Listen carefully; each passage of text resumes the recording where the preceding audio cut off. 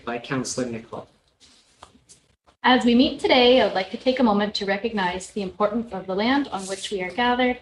The municipality of West Nipissing respectfully acknowledges that we are located on the homelands of the Anishinaabe people, on the traditional territory of the Nipissing, Temagami, and Doki's First Nations, covered by the Robinson-Huron Treaty. We honor and recognize their historical connection to the land and value their significant contributions in shaping and strengthening our communities. We do this to reaffirm our commitment and responsibility towards reconciliation and improving our understanding of local Indigenous peoples and their cultures. Thank you very much. We do have an addendum this evening. I see in your packages. We are adding one item under new business 6.5.7, resolution to award the Burner Arena side entrance canopies. Do we need to? It is moved by Councillor Gagne and seconded by Councillor Pellerin. Be it resolved that the addendum for the meeting of council held on the 3rd of October 2023 be adopted as presented. Okay, all those in favor? Carried. And with that, we'll. It is moved by Councillor Pellerin and seconded by Councillor Gagne. Be it resolved that the agenda of council for the council meeting held on October the 3rd, 2023 be adopted as presented. All those in favor? Carried. Okay, we don't have any delegations or petitions to accept this evening. So we'll move into the committee of the whole section. We do have quite a few items under general government, and so we will get started. 5.1.1, Municipal Affairs and Housing Administrative Practices and Policy Review.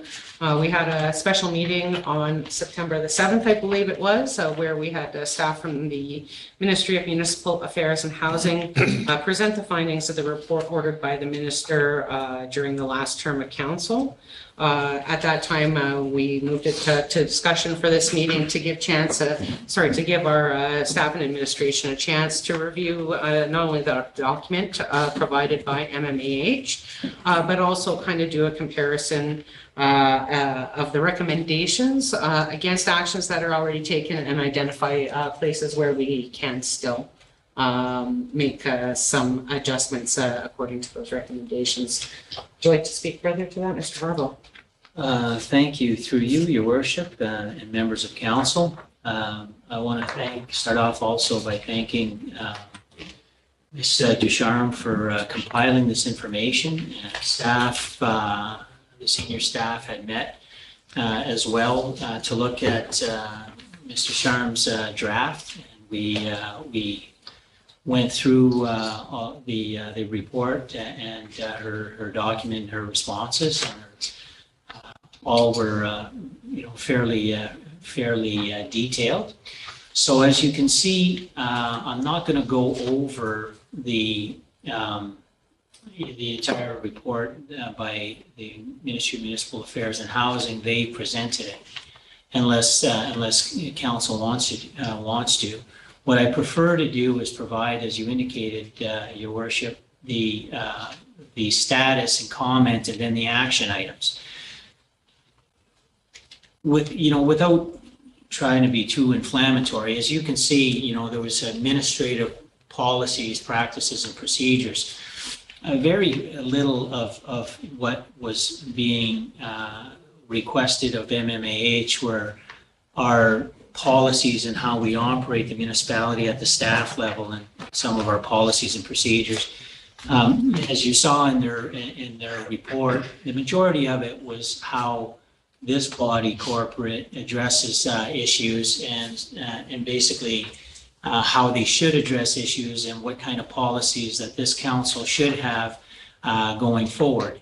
I would also note that I've been here 23 years and the majority of the policies that we have had were working very well. And I think that laid into that report, or the subtlety in that report, is that the conduct and the issues between council and staff were very much highlighted where there were gaps because of, I guess, the past council, and I'll generalize, their actions and their comportment. So again, municipal affairs report came up with a few things. And so what I do first before the action items is just go through very quickly the status of their recommendations. And so if you go to page 34 of your package and skip the action items is basically a summary of what we haven't done yet. But the entire report provides a status, and then I'll go to the action items. So council code of conduct training, and I'll go real fast. You have received that training by our new integrity commissioner. Procedural bylaw, review the procedural bylaw. We've had an ad hoc committee comprised of council, and we brought it back to council, and we have renewed our procedural bylaw. The training of council on the procedural bylaw, we reviewed it at council, as I indicated, prior to adoption, and I went over it pretty much line by line. The role of the mayor has been clarified with the new bylaw that was undertaken. The role of the CAO has been clarified in section 5.6. Enforcement of powers by presiding officer provides clarity, so that our bylaw also provides clarity on how presiding officers can enforce powers. However, there are no provisions specific to virtual meetings, so future amendments will happen. Closed session confidentiality. The new bylaw explicitly addresses confidentiality of closed session discussions and materials, also provides for sanctions if violated. Agenda preparation. Language in new procedure bylaw has addressed this. Adoption of agenda and amendments thereto. New bylaw provides language that states the addendum and or agendas as amended shall be approved by a majority of members present and voting. Amendments to the agenda, see comments to 10. Circulation of closed session documents. Future amendments will address this item, recommendations concerning the encryption of sensitive documents, correspondence will be forthcoming, or a variation thereof. The motions to amend, points of order and rules of debate, our new bylaw addresses all of that. So this council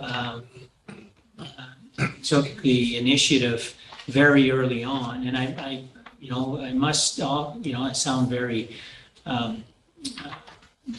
complimentary, but I have been in the last 8 months in that this council has been, with everybody, has been very diligent at the start of the council, more so than I've ever seen in my tenure with respect to training, to discussion, to dialogue, to planning, to reviewing documents. And so it's been, it's been a breath of fresh air for us.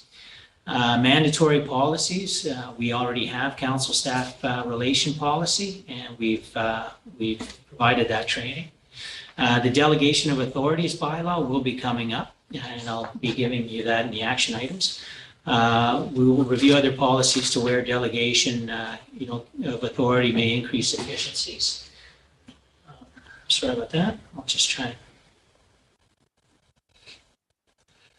Other policies, the council vacancy policy, we've adopted that policy by bylaw. The access to information confidentiality, report and recommendations will be brought to a future meeting of council regarding access to and distribution of sensitive documents. So we're going to tighten that up. Our social media policy was adopted in February 2023, applies to both staff and council. Decorum was already included in the code of conduct, the staff relations and harassment policies, etc.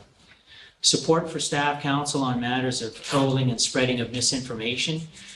Social media policy contains some language regarding misinformation trolling. However, this matter can be explored further with council regarding support in response to such behaviors.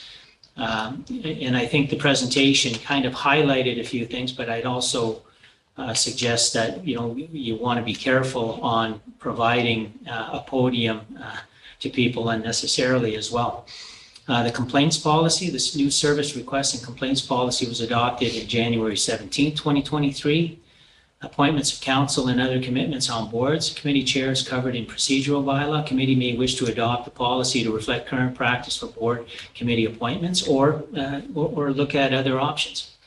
The harassment policy. The workplace harassment policy was updated at the last council term. However, we're recommending a further review of this policy before council. The IC service levels, bylaw 2019-29 and bylaw 2023-16 address both issues. Sorry about that. Homer's kicks in on my email. I don't know if that's a bad omen. Service standards policy, level of service for winter maintenance was recently brought to you, and other departments' procedures are being examined, and these service levels will be brought forward. Council and staff training policy, employee and council training, employee training policy 2008-107 shall be reviewed. Council 1999-131 could be reviewed to address parameters for training for council.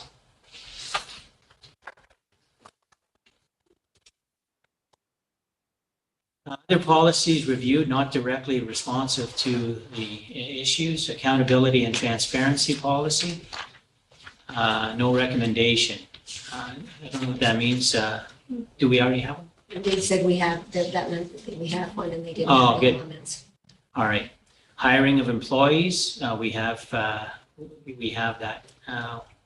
We're going to look because we have two conflicting policies, but we follow fairly standard HR practice, and we do have a policy that works for us.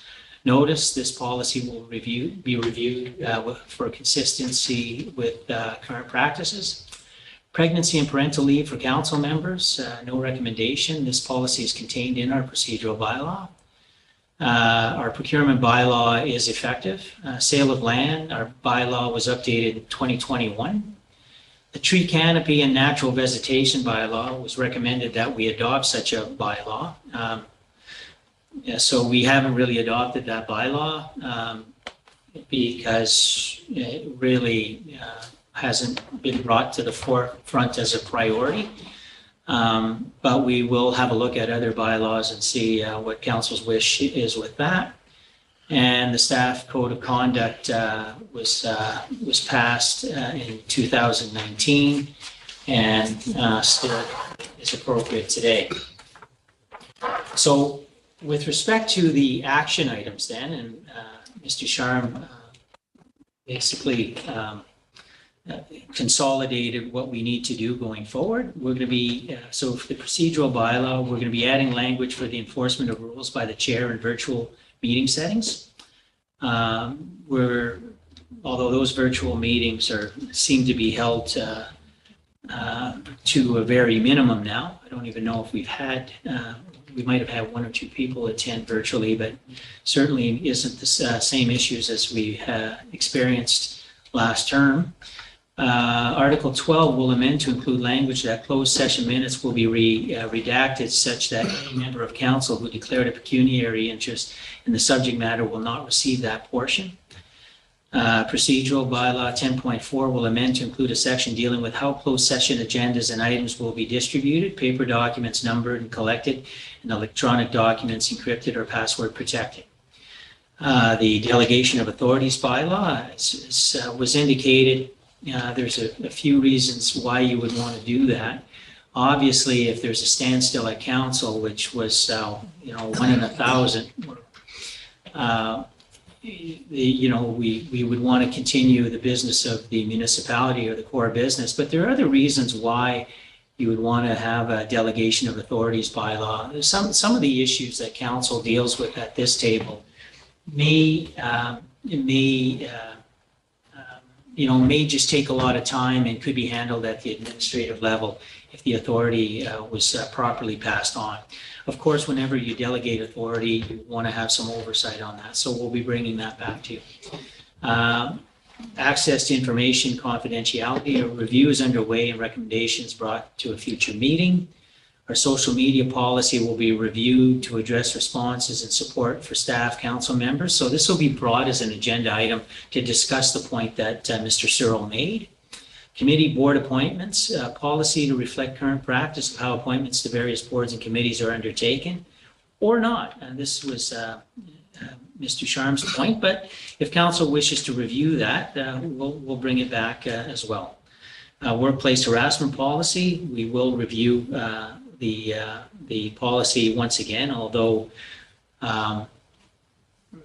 the policy, I have to be careful here, because I wasn't involved with it directly. The policy was recommended by legal counsel that was retained by the municipality. And so the original harassment policy that we have was vetted by legal counsel with some adjustments that were made. So, but we will bring it back. Our service standards policy, as you can see already, we're wanting to standardize and wanting to lay this out so that it works for the municipality and it provides an expectation for our public. And so we're going to continue to bring these forward to you. Council and staff training policy, we're going to be reviewing those. I believe I'm going to be providing an opinion. In my opinion, things in the last 8 years, not just in West Nipissing, but in the municipal sector, have gotten a lot more complicated. There's a lot of legislation, accountability, transparency legislation that didn't exist when West Nipissing was formed. And so there's probably a need to review and provide a little bit more leeway and access to training than we currently have. And so I think that it's a very good idea for council to have and undertake the appropriate training when he or she wishes. We will be looking at our hiring policy as well. We will be bringing back the notice bylaw, and we will be bringing back our tree canopy and natural vegetation bylaw. So with that, Madam Chair, be willing to answer any questions that council may have. Beautiful. Thank you very much. So you've all read the policy, the report from MMAH, as well as what was provided by staff. Does anybody have any questions about either the presentation from MMAH or about the staff report addressing their recommendations? Councillor Pellery. Merci, Madame la Maire. Juste une question. Il y a quelqu'un qui nous demandait ça. La complaint policy, quelqu'un peut-tu faire une complaint anonymous? Non, on a une politique, je vais le traduire après, on a une politique qui dit que s'il y a des plaintes qui sont anonymes, que sont pas considérées. So any documentation, and that's part of your policy manual, any anonymous information received shall not be dealt with. And that seems to be kind of standard in many municipalities. It just takes away some of the frivolousness. Now, you know, if we could have a look at tweaking that in order to protect those who don't feel comfortable complaining. And so we can have a look at seeing if there's some sort of mechanism, but we do need to have somebody who's an officer of the organization if it's a complaint. Service requests, you know, I don't see why you wouldn't put your name in, but yeah. So, you know, if there's an issue, you know, you have to have a certain amount of trust. Anything that comes to me with respect to, I handle all human resources complaints from the outside. They're automatically redirected to me. And I take my role seriously with respect to protecting the anonymity of that and investigating it in the appropriate human resources manner. So, but we'll have a look at it. But right now, I would suggest that anonymous complaints are not dealt with. Okay, thank you. Other questions, comments? Okay. I'll take just a few moments. Thank you very much to Madame Descharmes for doing the great side-by-side comparison on these. I'd like to say that I'm actually really proud of the work that we've done as a council before this report was presented to us in identifying things that we could update and policies that need to be implemented or changed. Because I think, and when you look at the list of what we've done next to what there is left to do, we've already done more than what is left. So I think that's a really good head start. And, we can use this as a checklist going forward. I know that staff in the appropriate time and not to overwhelm themselves all at once will bring these pieces back one for one for us to discuss. And I would imagine that within the next 3 to 4 months, we will have knocked most of those off the list as well. So just a thank you to staff and another thank you to the folks at MMH who took the time to come and present the report as well as the preparation report and all the work that went into that. So thank you. We'll move on to the next item. Just need to figure out what it is. Okay, so the next item on the agenda is 5.1.2, Club d'Or, Golden Age Club in River Valley, a request for financial assistance. There's information provided in your package, and would you like? I can speak to it, sure. I'll just get down to it. Right now, while I'm scrolling, what I will say is I've been working with this group for the last few years, and they have a wonderful group in River Valley. But with most volunteer groups, there's always an issue of succession and replacement. There becomes fatigue, as some of you who are in those groups would appreciate, and a lot of work needs to be done just to stay afloat. And so they approached us in the last term, and then thanks to Councillor Tessier, who's spearheaded and taken the helm with them, they're continuing to make a request for some support. And so what you see here is you can see their a little bit of their financials that they provided. I think that what will end up happening is that it'll become, we will be including assumptions in our upcoming budget for this. I will say this, though, as a political statement, just to point out, there are certain areas where we can go to and we have buildings.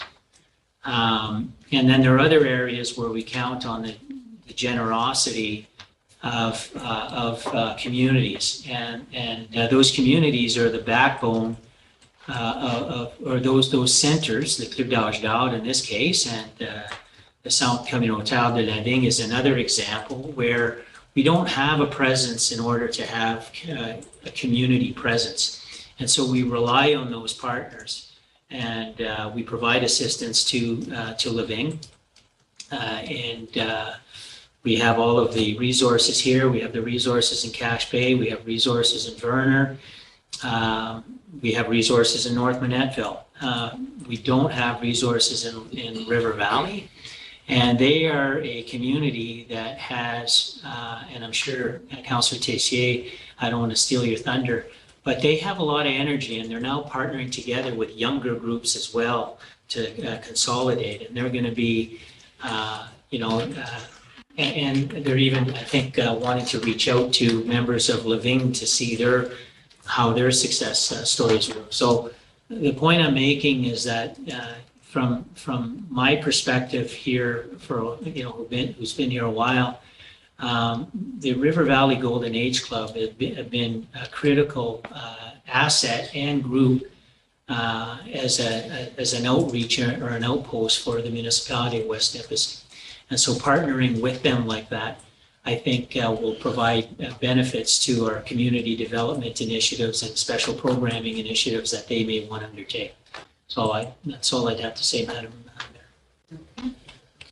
Mayor. May I actually ask a question first? I was just a little confused because there doesn't seem to be a specific ask in this request. So doesn't seem, it's not quantified unless I missed something. So they're asking for financial support, but it's not kind of defined or quantified what that would be. Has there been any discussions on what that looks like?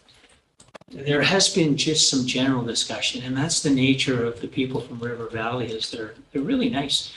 They had some doors that they wanted to replace, some capital that they wanted to replace, but when they looked at their overall budget, there might, I think it's open up in the air for dialogue. And I think it's apropos that we're going to be there in 2 weeks. And I think that there could be some good dialogue between all of council and the members of the community at that time to find out. And then we can take it back and decide, what level of support, if any, council wishes to take at budget. I don't know. Did you have something? Well, I just want to add that in the agenda document, it does say financial assistance to help cover the operating costs. That was the basic ask.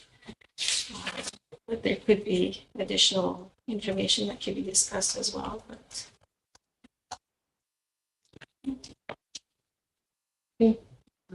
Other questions or comments about this request? Councilor Donovan? Yeah, a few questions. What are the operating costs? Is it the 14,000? Yeah. So the whole cost of maintaining those dogs? Yeah, just the operating costs, yeah. Okay. And additional question is, it says cotisation des membres membership. Is that the amount of money that's collected through your membership? Or is that $225 per membership? Or that's the total? No, that's a total collected. How many members at the Club dos Dogs? I don't have that number, but I could get that. for I you. think I bought a membership when I was there. I believe it was, I'd have to check. I believe it was $20 or something like that. Oh, the Yeah. amount or So how many then if you members? divide How many that- members? Yeah. Yeah, how many So if you members? divide that, they're not many. And in regards to snow removal, does the Club dos Dogs take care of their own snow removal at the Club dos Dogs? or- I'm gonna let Mr. Barrow answer that. I know that, not sure about the. I name. believe, if I'm looking at this, that we made a decision to support them. I think it was last term. Do we do the same thing as the Legion on that one, where we provide them a fee and they have a private contractor? So that's why it says West Nipissing? So we give them money to. Yes. snow removal? Do you know what that amount is? Because there's no amount. $525. Is it there? Yeah, après tiens, Yeah. neige. Funny. So c'est dans les revenus. 1425 here for expenses.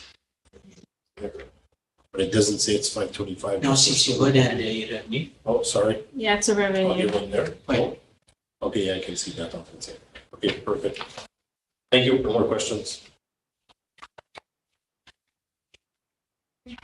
Thank you. Councilor Nicol? Thank you. Madam Mayor, I just wanted to put it out that I think it's important we support the smaller groups in the outer wards. Sorry, I'm losing my voice. Sorry, we support the smaller communities because they have a lot of actively engaged people and there's a lot of passion in River Valley, I've heard, and I've seen some posts. They have a lot of big events coming up, and I think it's important for people to have access to attending them locally as opposed to coming all the way to Sturgeon Falls. We see it in Living, we see it in Field, so it'd be nice to replicate it there too.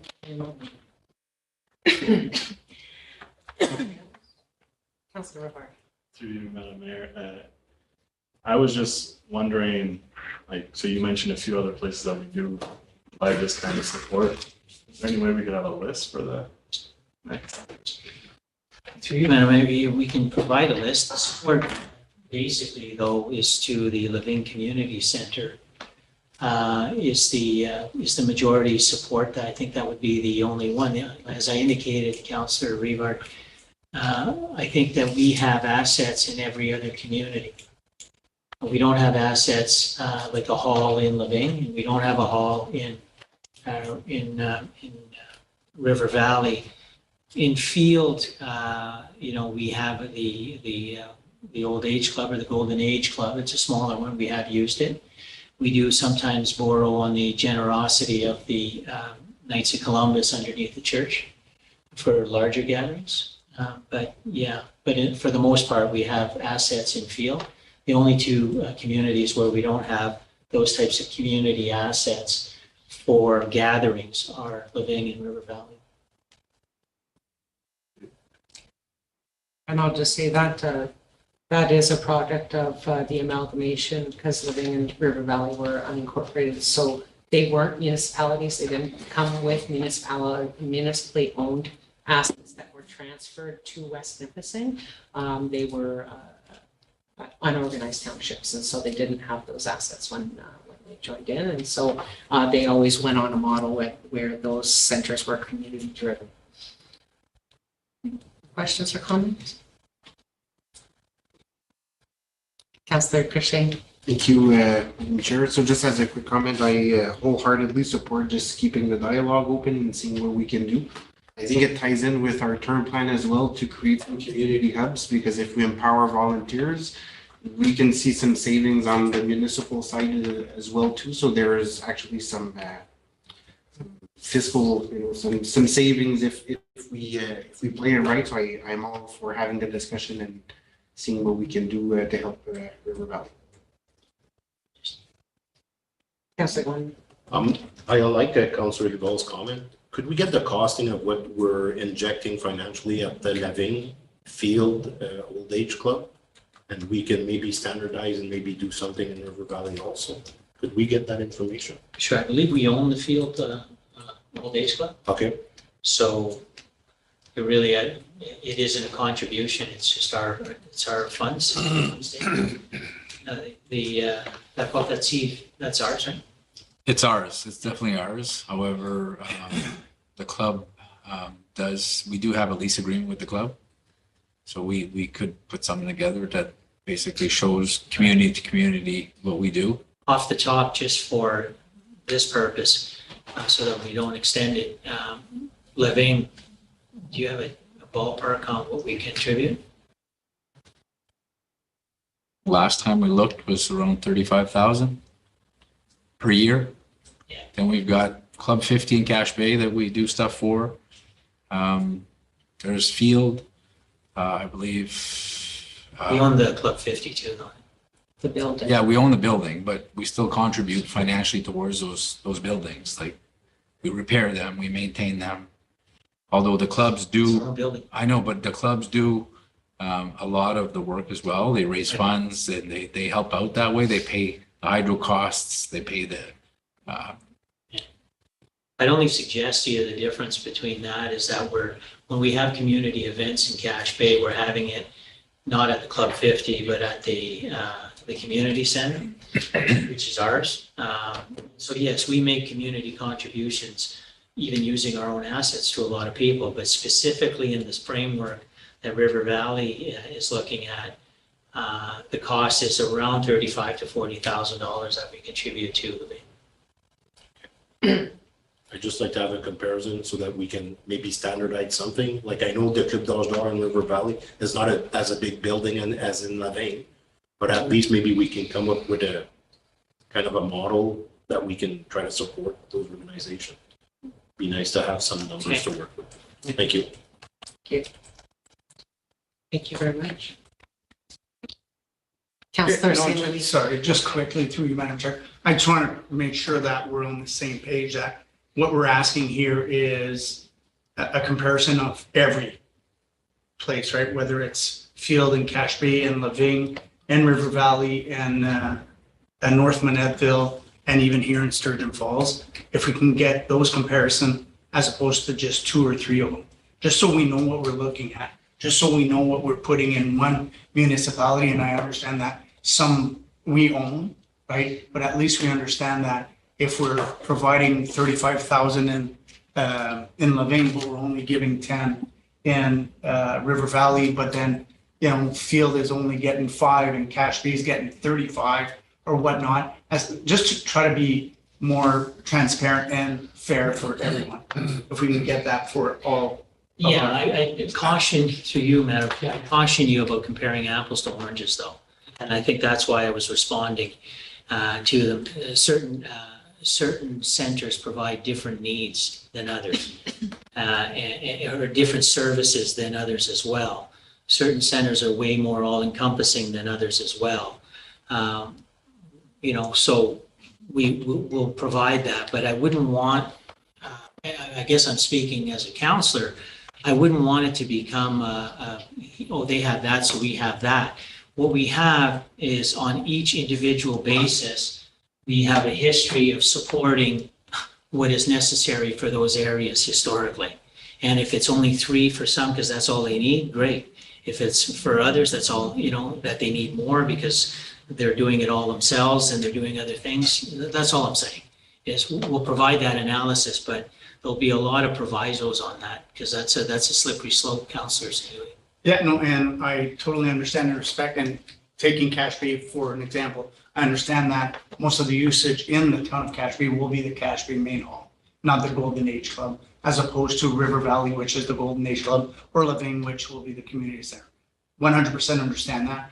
And I just want to make sure that everybody, not just Cache Bay, everybody that don't have a big hall like Cache Bay, let's say, gets their fair shake. So that's all. Thank you. Now, if you want, we can take it out of Living and put it to River Valley. Oh, sorry. Okay, I'll just close the discussion with, it is great when we have volunteer-led assets in communities. Like Living, the building is owned by this group, and they've taken on the responsibility of providing those programs and services. I'm kind of buoyed by the fact that they're having discussions, and there does seem to be a real great energy and kind of refreshing. I think that some of the things that are happening in all of our communities is that, where the Club d'Âge d'Or per se had provided certain services to seniors, a lot of the programming is switching to be more a whole community. Events with families and children, and perhaps with the new kind of bringing events that address all the age groups in the community, there will be more energy, more participation, which will help these facilities remain viable. So, I think that's, I'm glad that they've come to us for support, and I look forward to seeing that as part of the budget submission, and we'll take a look at some comparisons as well to see what's going on in different areas of the community. But I do think it needs to be reinforced that Living and River Valley stand apart because their facilities are owned by the groups that are operating them. They are not municipally owned facilities. And so these volunteer groups, have a big task to keep the physical assets of the buildings going and maintained for the use of the people of the community. We'll move on, so that will come back. Do we have a plan of it happening? That will just come back at budget, or are we gonna see some? That's a good, well, that may be a good recommendation, actually. If we're going to be considering that at budget, we'll be providing you with all of the data at budget for you to make an informed decision, if that's okay with council. Is that all? That works for everybody here. So when we go into budget, when we get into Mr. Poulin's area of expertise here, we'll look to see a comparison of facilities at that time, and we can have a further discussion on how we allocate our municipal resources in a way that's equitable across the municipality. And that'll be soon, because we're going to talk about budget dates a little later. Okay, thank you very much for that great discussion. Next item on the agenda is Morley's Drive. There is a letter and some information as well as a staff report in your package. It is obviously a file with a long history. So with that, I will pass it to Mr. Barbeau to give us a quick briefing on it. Thanks. Thank you. I'll give you the high level, then Mr. Sharm would be able to drill down into any questions on detail. But at our committee meeting in Monetteville, we had the proponent of this issue, Mr. Fryer, stand up and provide a lecture or information, a speech with respect to his legal interpretation of why we have to assume Morley Road, and indicating that it was our responsibility to do so. Mr. Fryer and I indicated that, listen, if you want to, revisit this again, you'll have to give us another letter in writing, and we would be bringing it forward to council. What you see as well here is, and nothing has really changed from 2014. So Morley Road is I'm trying to see what the distance is after, but Morley Road is maintained once you turn the corner off of East Road for about 100 meters. I don't know, or it could be there, but there's a significant distance after in order to service the Friars, both the children and I think a seasonal property for Mr. Fryer, who really wants access to what lake is that? Mercer Lake. And so this came up in 2010. It was rejected by council at the time, and it was it would be quite expensive to undertake for the two, and really it'd be like assuming a road, although Mr. Fryer maintains that we need to assume the road without it being brought to a standard.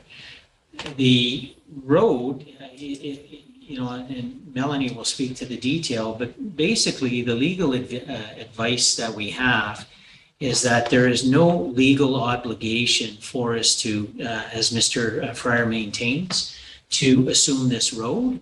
It was not included in our roads list, if I'm not mistaken. And so at that point in 2014, the council of the day basically indicated, there's 900 meters. The council of the day basically indicated that, no, we're treating this as a private road. Now, I suggest it's probably an unopened road allowance. No, it's just a forced road. It's just a forced road. So basically it's a forced road. So if it isn't even a road allowance, meaning that it isn't even on our title, it's on their title, and we're not maintaining it. It isn't maintained, and so therefore it's Saint Jean Road. It's whatever, Point Road. It's in essence it's a driveway with multiple users on it. That's basically its legal interpretation.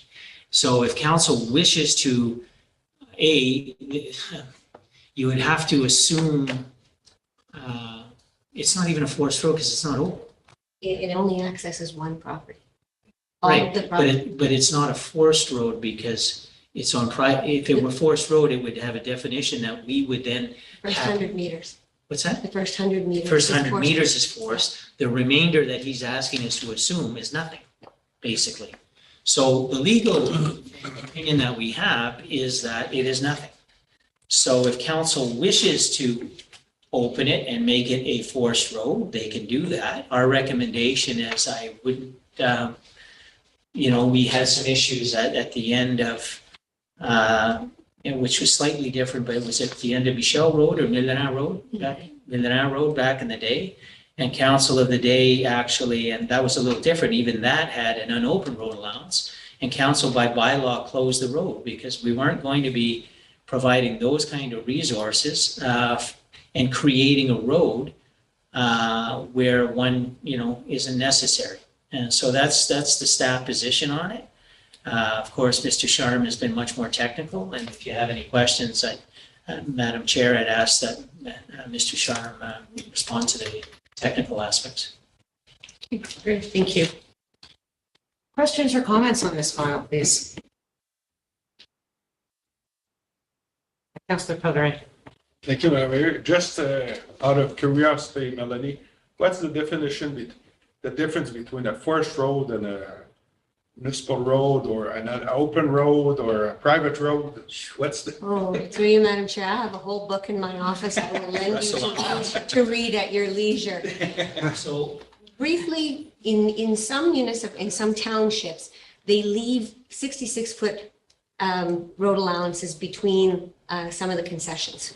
We don't have any of those here. So any of our roads in West Nipissing in the outlying areas in the unincorporated. and in unincorporated, but even in Verner, in the rural areas of Verner and Field, the roads were put across private land, but have become roads through statute labor and public use. That's a forced road because we don't have the paper title. We to don't the own the underneath. land. Yeah. but we own them through statute labor. So a private road versus a forest road, so a municipal road has a road allowance. A forest road is still a municipal road, but it isn't on title to the municipality. And then you'll see occasionally, Mr. Sharma will bring the transferring of sections of roads for $1 occasionally, so that we can start addressing all of that. A private road in law is like a big driveway. It's like, it's a road that is not municipal. It's not maintained by the municipality. It probably never was, because back in the day, if there would have been municipal resources put on it, there was some law that we would have assumed it. But in essence, we have no responsibility for private roads. They're usually registered rights of way. Yeah, Like our, like your Like road yours. and Saint Exactly Jean like Road, yours. and, yeah, they're rights of way. okay, thank you. So who owns the land underneath this road? Mr. Fryer. Okay, it is not owned by the municipality. It's not on deed anywhere. On page 3 of the legal opinion, I just have one quick question. On page 3 of the legal opinion you provided, there was a suggestion at the time it was written in 2014 that if the municipality intends on continuing the maintenance activities on the first 100 meters, which we still do, we would suggest that we obtain a proper deed. Was that ever completed? Do we own the first 100 meters? We do not. It still has the status of a public road, but a forest road. We don't own it. On Mr. Fryer's land? That's correct. Okay.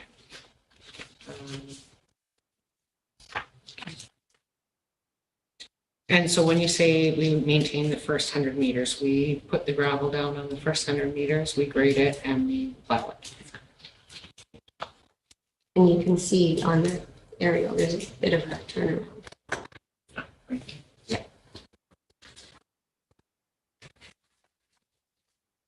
Other questions or comments? We do need to give staff direction whether, like what our position, whether we want to see this come back, or whether the decision that was made in 2014 was the last time this was brought before council. Mr. Barbo? 2014 was the last time. Thank you. Or whether we would like the 2014 decision to stand. Okay, so all those in favor of allowing the 2014 decision to stand? Okay, thank you. Okay, the next item on the agenda is a request to erect a structure on the north side of the road on Promenade du Lac, which is brought forward by Mr. Paul Pote. So again, there is both a request from Mr. Cote, as well as information provided by him and a staff report on this matter. I remember watching this during my previous time as an observer at council. But if Mr. Barbeau, you'd like to give an overview of the file? Madam Mayor, this one has a planning and a history that I would prefer to pass along to Mr. Sharp. Thank you.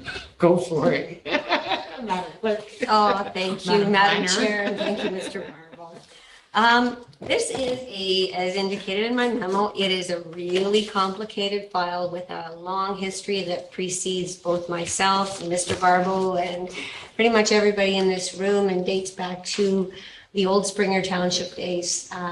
And I remembered this is an aside, when I first came to West Nipissing, I remember taking a ride down that road and thinking, what are these sheds on the opposite side of the road? It had been permitted for the people, because most of the lots on the lake side of Promenade du Lac are small. They're really small. And over time, people who needed places to put their skidoo or their boat or their camper or whatever, ostensibly asked either the municipality or the Mr. Dutrazak, who owned the land back there, if they could, and they did. So there was a history of that. So the land, all of the land on the north side was in one ownership. And that owner died probably about 10, 15 years ago. And for a long time, the property remained vacant and nothing changed. And Eventually, his executors divided the land and sold some of it off. And that's when things got a little weird because the buyer of the land wanted to do something with it. And there were all these sheds and things in the way. The municipality does have a road allowance. It's just not exactly where it should be. So these sheds are located on the unopened, like the bush portions of the road allowance, as well as on the private property. There was a long conversation in the last term about this situation, and an extensive analysis was taken on myself and the public works manager to, put dollar values on what it would take to fix this situation. And it was determined that the cost to either move the road or purchase all the land on which the current road is sitting is very, very expensive and really, really complicated. And the direction of council of the day was to, let's just leave it as it is and not allow any more things to be built on the other side. So we won't exacerbate the problem. As I indicated, Mr. Cote, he purchased his land, and he probably is the only person who doesn't have a shed over there. But he would like one because everybody else has one. And that's why this is coming back to council.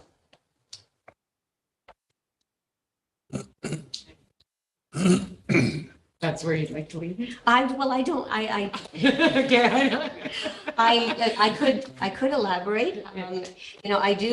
I will make the point that everyone, including Mr. Cote, is and was aware of the constraints of their particular properties when they purchased them. So I'll leave it there. So just, is the request to be, would it be on the unopened road allowance, or would it be on private property? The road allowance. Just so that council knows that. Okay.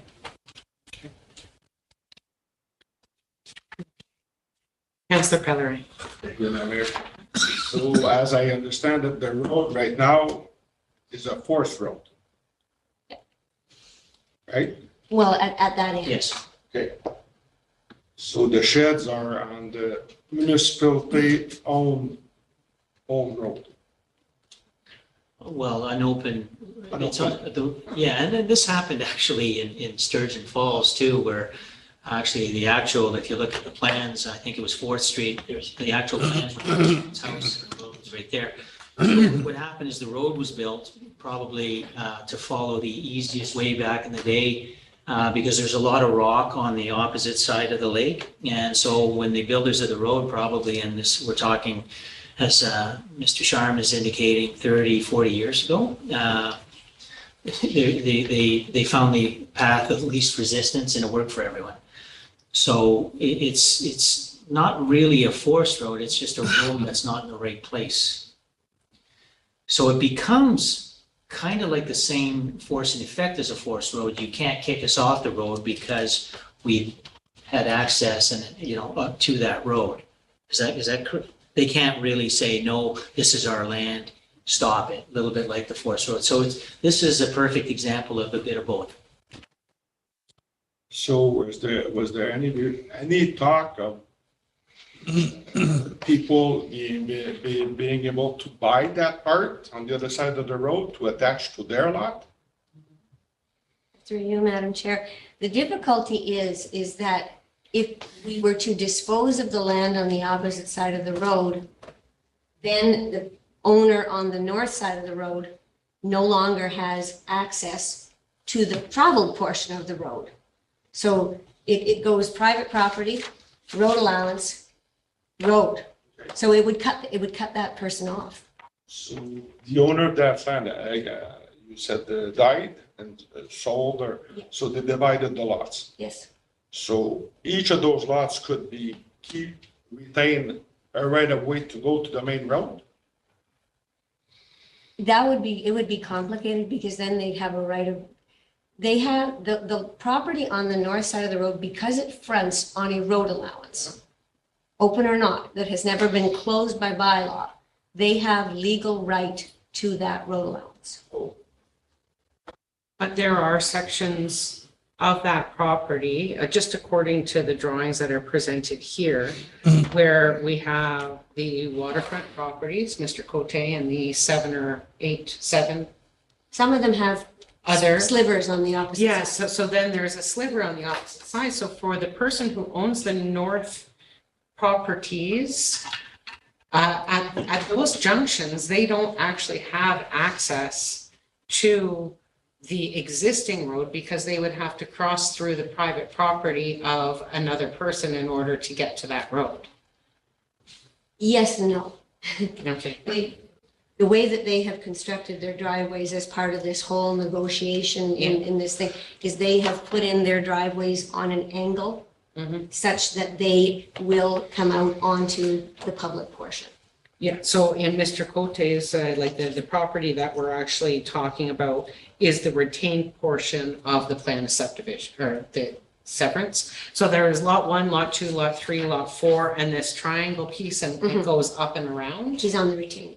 He's on the retained lands. So he crosses on the retained lands, and according to the drawings, he actually owns whatever it is, a certain amount on the other side of the existing road before you get to the unopened road allowance. That's correct. It goes property, existing road, property, road allowance, property. Yep.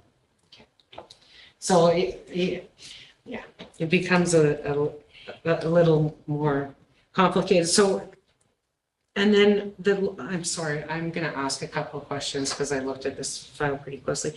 When you look at lot 8 on the drawing there, they're only affected at a very minimal standard, right? Like there's a little sliver of their property that's on the road, and then the effects of this and It how. gets worse the farther west you go. Yes, so you get worse and worse where the road is running entirely through the property. And those are the sections that would access the lot 1, lot 2, lot 3, and lot 4 that were part of the subdivision are the ones that were minimally affected. That's correct. And have the culverts and the driveways that access the use of the unopened road allowance been in existence for a long time? Have there been any that were recently constructed? I'm going to, I don't know the answer to that question. I'm going to assume they were there because most of the structures have been there for a long time. Sorry, other people have questions. Councilor Bonnie. I'm just wondering why all the other neighbors were able to put a structure in there, a shed, and we're not permitting Mr. Cote to put one since, like, we did, and I know maybe it's a long time ago. Just, I want to understand the reasoning of why we're saying, no. If there's room and we can do it, I'd like to know why. Well, I think first of all, I think it's coming to council to say yes or no. I think the past council indicated that, wow, this is a messy situation, so let's not exacerbate it. Whether this would exacerbate the situation or not, whether it impedes any further issues for the landowner on the, I'm going to say that's the north side. Does it impede on plans of the proponent on the north side if there's a shed that is there? I don't know what his plans are. Currently, Right. that land is vacant, but I Right. don't know what plans he has in the future. Well, so that is a factor. So council, council could say, so what Mr. Sharma was saying is, you knew you bought a property with the road that was there on that spot. You did. And then let's say if you look at other people, you knew on the other side, and you knew that was a road and that was not negotiable. And then on the other side, you have a little bit of land, but you know you don't have enough land to do anything with it, so you just happen to own land. A little bit like, so then you'd have to have like a minor variance or something like that if, or some sort of purchase or something else. So he did know that when he purchased it. Your point being, okay, fair enough, but the others are benefiting from a certain advantage that he can't benefit of. So what's the harm in allowing it? And those are the decision points that council will make, as simple as that. Whether you feel if there's no use, and I'm not trying to sway you one way or another, but I would suggest to you and advice that if there was definite plans that were brought forward that impeded on a plan where there was the driveway's supposed to go somewhere or whatever, then I'd suggest that might be a good argument against it. If there are no plans there, as I indicated, the council made that decision just because we're kind of all wonky and we got sheds that aren't on the land, not on their own property, they're on our road allowance and whatever. So let's just leave it at that and freeze it. But that was a decision of that council, and this council could say, well, if this is a one of, then we can go ahead. So those are your decision points. So from my point, just to finish it, my recommendation would be maybe to allow Mr. Cote to put a shed, but also to leave room for a road allowance. If ever the proponent decides to develop land on that side, there'd be room for a driveway. I think it might suit both Mr. Cote and the property owner on the other side, but that's my comment. Thank you. Would the property owner have access to that lot through the turnaround at the end of Promenade du Lac? So there's a plow turnaround or whatever, like the road comes up and then this is empty. Is that where we turn around? It's like Yes, that almost is. like a cul-de-sac. Yes, there. that is the municipal turnaround.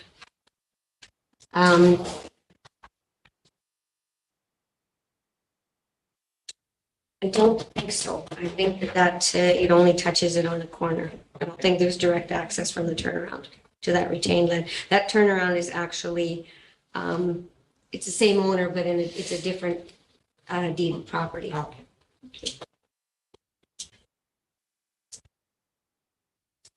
Councillor Stanton. Thank you, Madam Mayor. It's very understandable why this is still here because it's very confusing. So I'm looking at it through the Google Maps. There are some homes on the north side of that road, correct? No.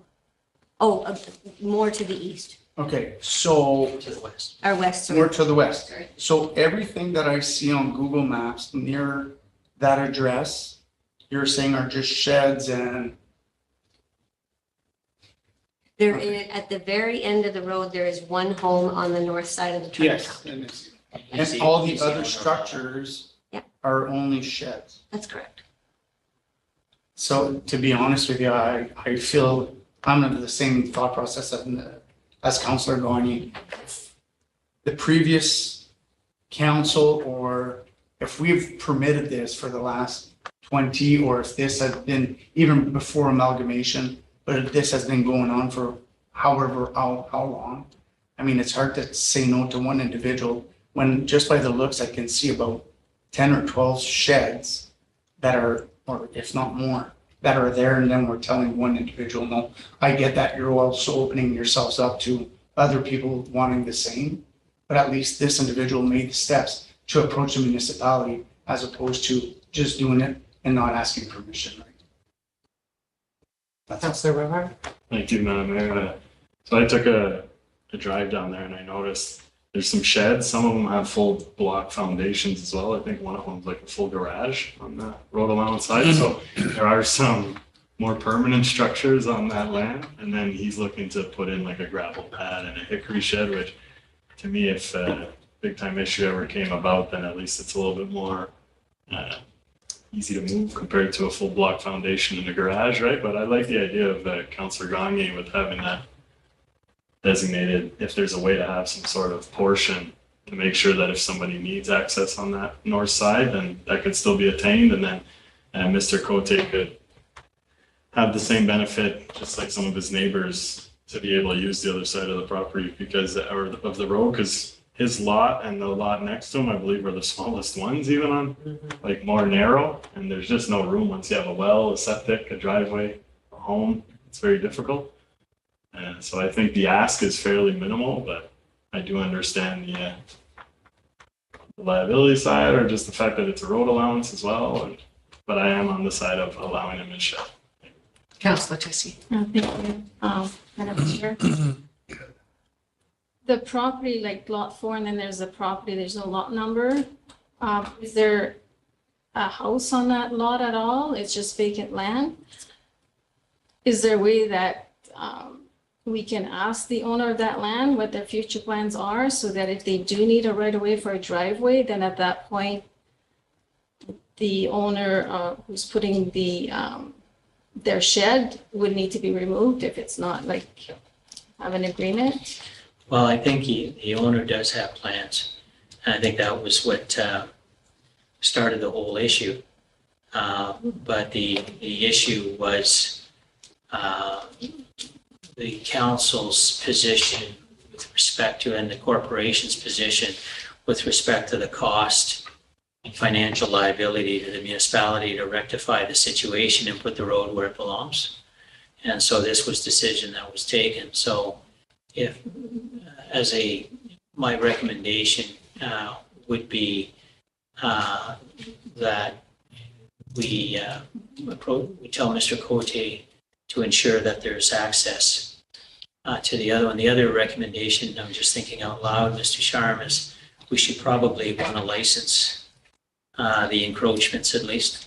There was, through you, Madam Chair, there was actually in the original decision a recommendation that all of the owners would have to enter into encroachment agreements with the municipality. That wasn't, It just unfortunately no, hasn't. okay. So we're going to have to paper this as well, so that it's clear that it's done by agreement. Can I just make a point on that? The retained property that Dennis is referring to actually borders on, or is across from 4 different properties. So to make it so that Mr. Cote has to be the one to give the access there seems a little weird. And again, I'll also point out again, like what would be the legal ramifications? Could the owner of the retained lot even connect to the road through privately owned property? I mean, I'm just looking at the survey drawings on page 55 of your. Technically, he doesn't have the right to pass over the slivers of private land. Yeah. And he has constructed the driveways to the lots that are there such that they're on an angle and they directly come out onto the road allowance. Like where the actual road is, what has been done. So, on those lots, he does not have a current entrance built onto the retained property? That's correct. No current entrance? No, not current. Okay. And does this sliver of privately owned land run all the way to the end of, we've got, 1, 2, 3, to the end where so does this piece of land that would prevent him from connecting the retained lot? So, I'm sorry, I'm just trying to understand the mechanics of Every it. lot from about, the ones that are on the drawing, they all have to a greater or lesser extent, either, 2 feet, 3 feet, 5 feet, and then as you get to the end, the last owner, a whole bunch of his property is on the opposite side of the road, and he actually has a shed on his own property on the opposite side of the road, because his is actually big enough. But they're, like I said, it gets bigger. His plan, Mr. Sharm, just looking at issues that I won't want to speak to without going into closed, but his plan has not been, his lots have not been deposited on the north side? Yes. They have? Yeah. And are they all contemplated to have road access? Yes. They all do though. They all do touch the road. It's only the retained portion that runs across the sliver. Some of those they've angled the road accordingly. Was there a reason why, when this was discussed the first time around, the idea not just to sell the whole road allowance to the south-owning property owners, but it's clear that there are some property owners that have much less impact.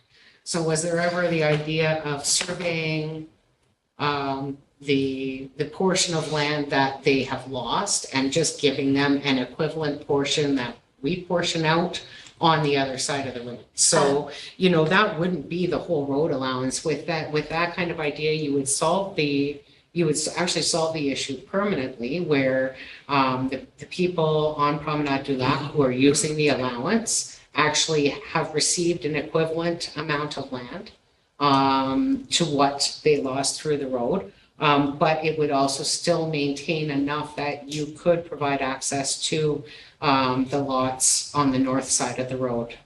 Madam Chair, that was one of the options that was Yeah. presented at the time. There were several, and they all came with a very big price tag. Is that the surveying? The cost and surveying, the legal surveying transfer? and the legal involved in that. Okay, thank you. Any other questions or comments? I can see why this discussion went on for a really long time last go around. Councillor Nicol? Thank you, through you, Madam Mayor. So he was fully aware of this before purchasing, correct? I'm gonna say no. If you knew about this issue and you still chose to purchase it, that's kind of your own fault. And you can see he has a concrete pad. Perhaps you could make better use of that, throw up a tarp garage or something. Like, there's options, but I don't think I would say yes to this myself personally. Thank you. Councillor Brevard? Through you, Madam Mayor, one thing that was mentioned to me when I met the Monsieur Cote was that, and like myself, if I would buy the property, I would know it's not mine, but he had saw that every other property owner had a driveway and a culvert on the other side and a shed, so he was kind of like, yeah, I should be able to do that too. And then he tried to follow the right steps. Then I think he came about knowing that it's a little more complicated than just throwing a shed on the other side. So I think that's actually what happened there. Because as you can see, every one, they have a gravel drive and a culvert crossing onto the lines.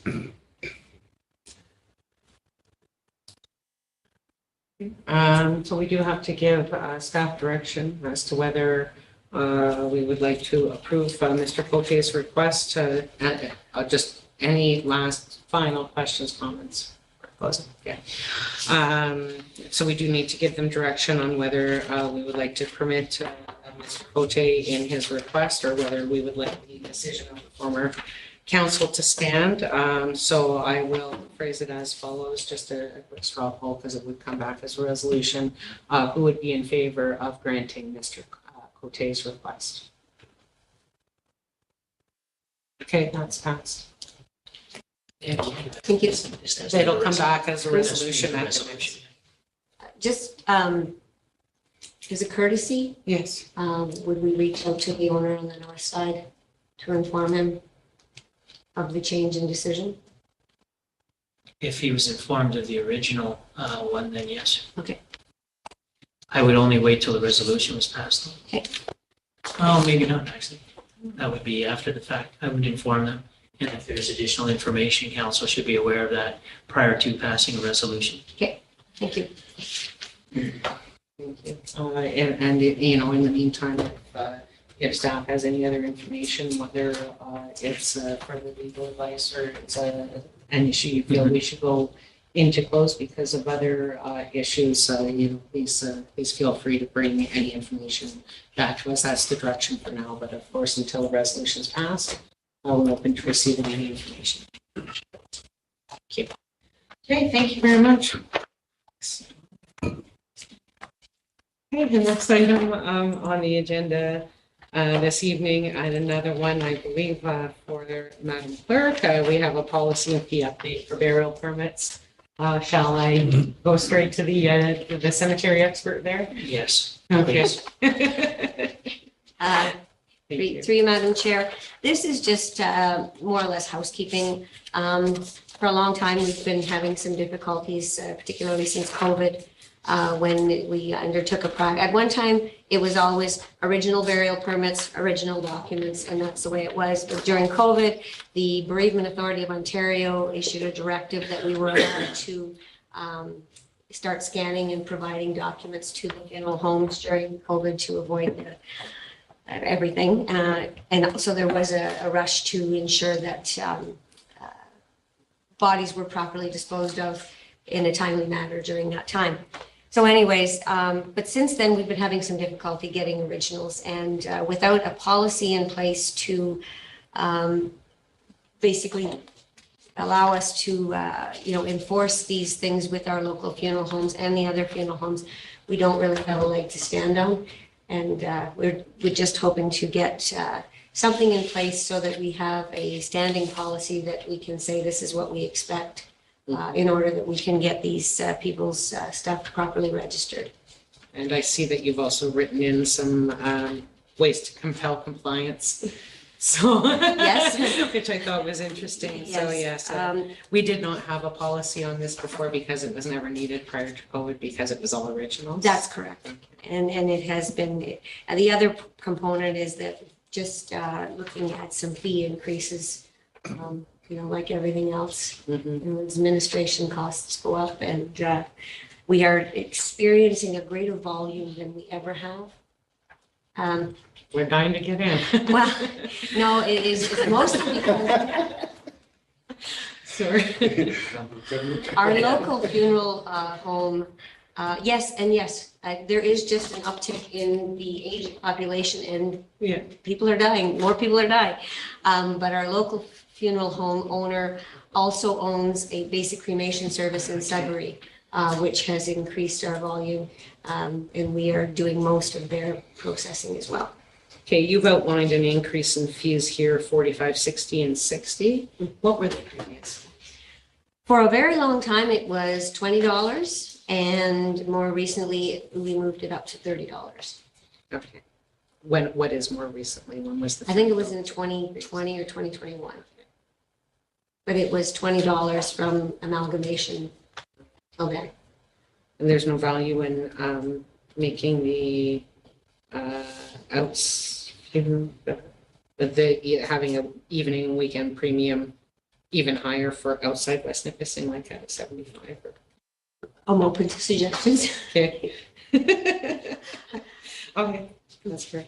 Does anybody have questions or comments on the policy as presented here for our consideration? Just allowing, and we didn't have an evening and weekend prior to on fee. No, It was So all the just same putting fee. this in now, say that we're now doing evening and weekend, Mr. Sharp, because I didn't see this, but I wouldn't be in favor of putting a standard that we can't measure or an expectation that we're going to be providing burial permits on weekends and evenings. I have no problem, and the discussion with the director was that we were going to have a discussion about the burial permits that are coming in from Sudbury from another business because it's more convenient and cheaper here. But if we're putting something in there, I'd want to have a proviso to it because I'm not sure that that's a standard that we want to get into. typically, through Madam Chair, typically we only get the burials, the evening and weekends on long weekends. And when we're closed, like at Christmas and in Easter. If it's just a 2-day weekend, they wait till Monday. But if we have a long weekend, we have, without policy, provided that service for a very long time. Well, I would want to ensure that that policy prior to this, before it goes to council for a resolution, that it's clearly indicated what our standard of service is. We're talking about service standards, with MMH, and I would not want to disappoint folks or get into a bit of a pickle with respect to, well, you have a fee for it, but you're saying you don't offer the service, or do you? So I'd want to tighten up that language. I apologize for not catching it. The policy does address the criteria under which they would get it. For evenings and weekends? It would only be where the municipality is closed for a greater than 48-hour period. And how is that managed? Like, do you come in and issue? They are issued, I issue them electronically. Is that new wording as well? We never had a policy before. So, okay. Well, I think it's probably something that council wants to discuss, whether they even want to do that. My concern is if we paper something, do we even want to offer that? So if we're on a long weekend, so be it. You're going to have to wait for a burial permit on Tuesday instead of Monday. I think, I don't know, I'd want to have more discussion at that. If it's always been the case, doesn't mean that we want to continue doing it. And so I think that prior to going to council, we'll probably, for the resolution, we'll probably have some discussion and allow council to discuss our service standard or on that, whether we want to do that. I know that staff has been has been excellent, and I don't want to change that with respect to going over and above on providing service, and I don't want to change that. But I also don't want to put us in a bind where we're already acknowledging that we can't keep up.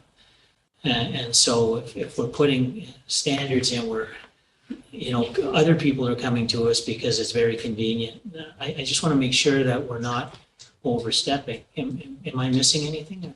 No? Is there a reason why a burial permit would be required on a long weekend?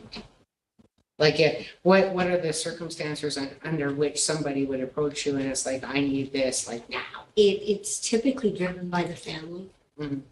Sometimes families have a need for, like, we need to do this closure. They need to, they want to get the body cremated because you need the burial permit to take the body to the crematorium.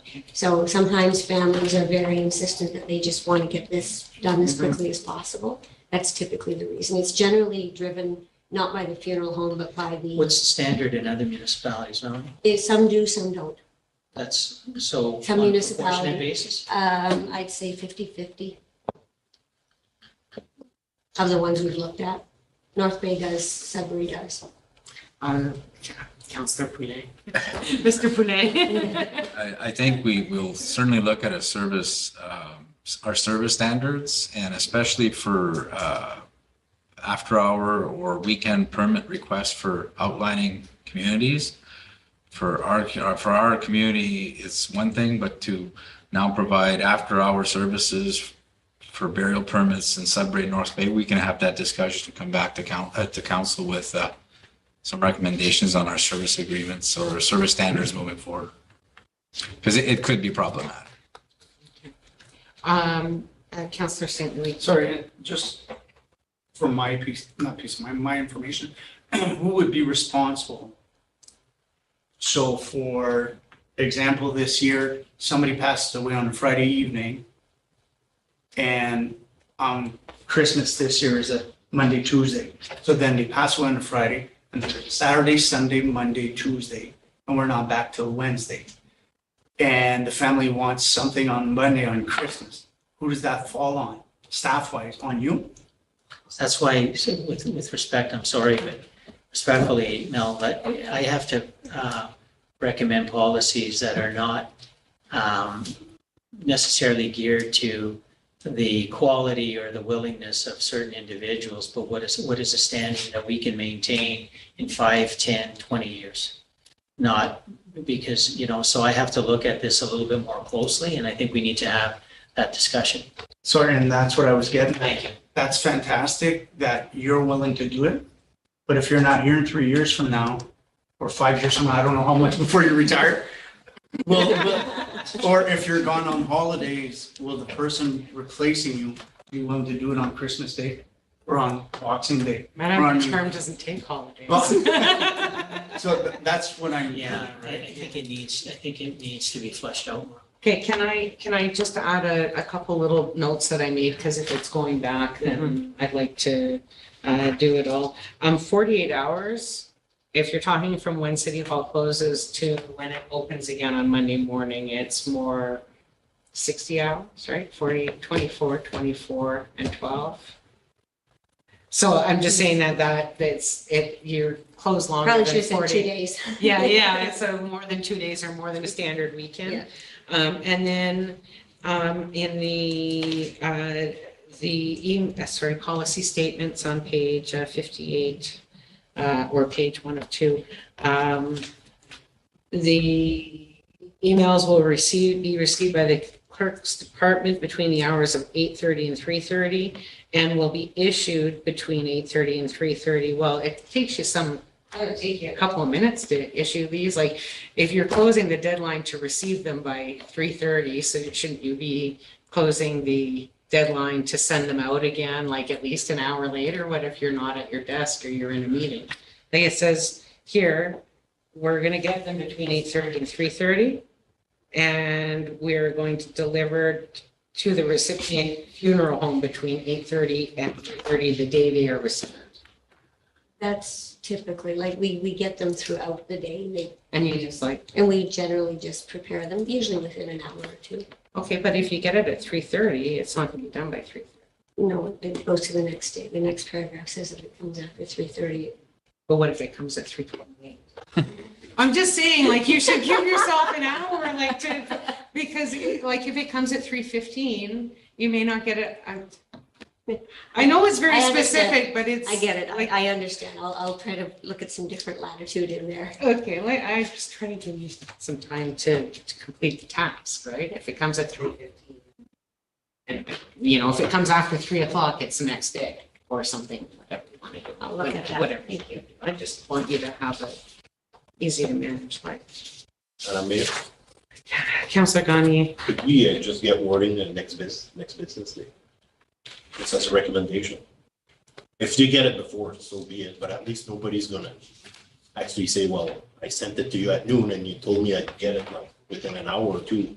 So you're If you just suggesting put- that the turnaround time be standardized at next business to be, yep. And if you put business, well, that means if it's on a Friday, it's gonna be Monday. Thank you. thank you. Any other? Yeah. I think the issue is it's an operational one, and I think we need to have a look at that, and I welcome all of the suggestions, but I want to have a look at making sure that the bylaw, if we want to exceed our bylaw, that's one thing. But if we want to not satisfy our bylaw, that's an entirely other matter, and so I want to have a look at making sure the language will stand the test of time. So with that, I would take Mr. Barlow's advice to refer back to staff, and they'll make some minor changes and bring that back at a future meeting when you're ready. Thank you. Thank you.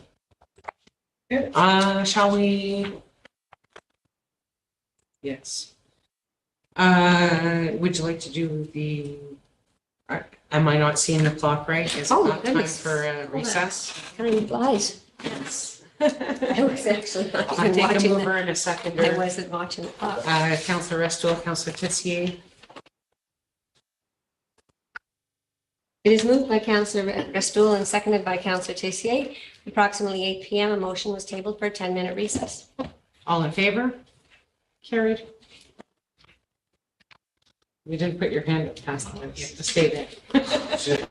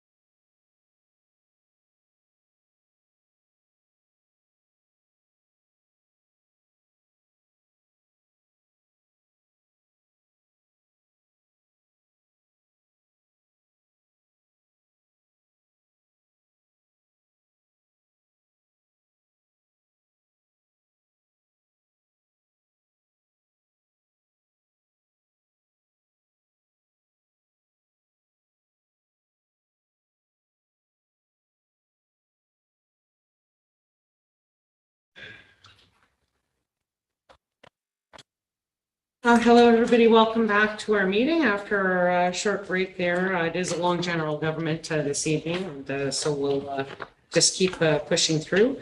5.1.6 is a request from the Minister of Municipal Affairs and Housing responding to the Housing Affordability Task Force recommendation.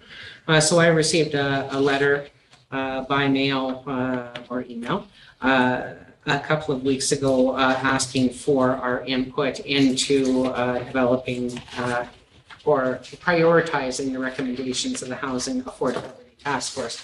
You will see in your package a lovely table of different recommendations, numbered 1 to 74. And we need to identify 4, I believe. 5. 5, we need to identify 5. So I hope that you've all taken a look through, circled your favorites, and we can make a start. Does anybody have a couple of recommendations that they would like to open with that they think would be good for our recommendations to the minister? Would you like me to start? Okay. I have number 8 on page 63, which is encourage and incentivize municipalities to increase density in areas with excess school capacity to benefit families with children.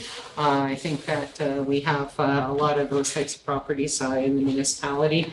And you'll notice some of these recommendations are really focused on bigger cities or cities with municipal or regional transit systems. So I thought that one was one that was applicable to our community. Would anybody else like to share? Okay, I also marked number 7. Oh, thank you, Councilor Gagné. Mayor, I like number 3. Okay. Which mainly is to allow up to 4 stories on a single residential lot. But I know currently we have a bylaw that limits 3 stories, if I'm not mistaken. And that item is later on this agenda. Yeah, exactly. So I just wanted to mention that. What's that? Okay, but that's on residential lots, right? Yes. Okay, number 3 is on the short list. Councilor Rivard. Thank you, Madam Mayor. I'm gonna go way down to number 48. Please. Call on the federal government to implement an urban, rural, and northern indigenous housing strategy. I know it's been in the talks since at least 2015. Excuse me, as a municipality. Yeah, I think that's a great idea so that you can identify priorities, for different types of communities and not just urban growth. 48 there, okay. Councillor Crochane. Thank you, Madam Chair. So I'd actually have 2. So it would be number 50, provide provincial and federal loan guarantees for purpose-built rentals, affordable rental and affordable ownership projects. That'll, I'm sure, will help out. And then the Ontario Housing Delivery Fund. I thought it was Number. Sorry, number 56. Thank you. Which again, I'm thinking that the province is again, reaching out to the federal government for additional funds, but I think that would be something quite interesting. Although we don't have any specific housing targets, from the province, I think just by the new fund that just got out about 2 months ago, if we can expand on that and using that fund as well too, I think it's should be good.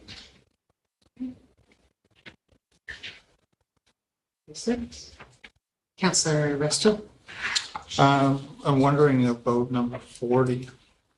I know affordable housing is always a challenge. And if we can promote that, I know a lot of the current housing and builds are not necessarily geared to younger people or people who have jobs in different sectors that might need some affordable housing supports to them. So waiving development charges, I know it's a little hit, but You all don't have any, forms. you know, we don't have any, right? We don't have development charges. Well, there you go. Okay. It won't help us. Okay, I'm gonna look somewhere else. But I still Thank think you it- very much, and I think it's good. if we did have development charges, but anybody who's watching and wants to come build anything in West Nipissing, we do not have development charges. Okay, Okay, can I slide, oh, sorry. you Sorry. can take the 72. No, I was just gonna second number 50 that was already spoken about.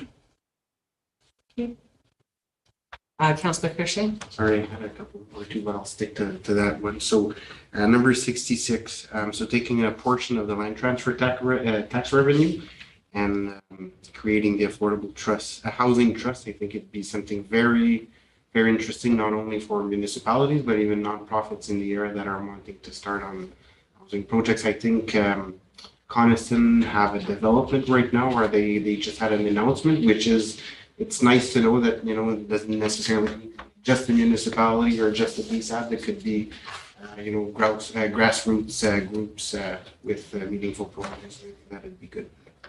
Okay, that's number 66.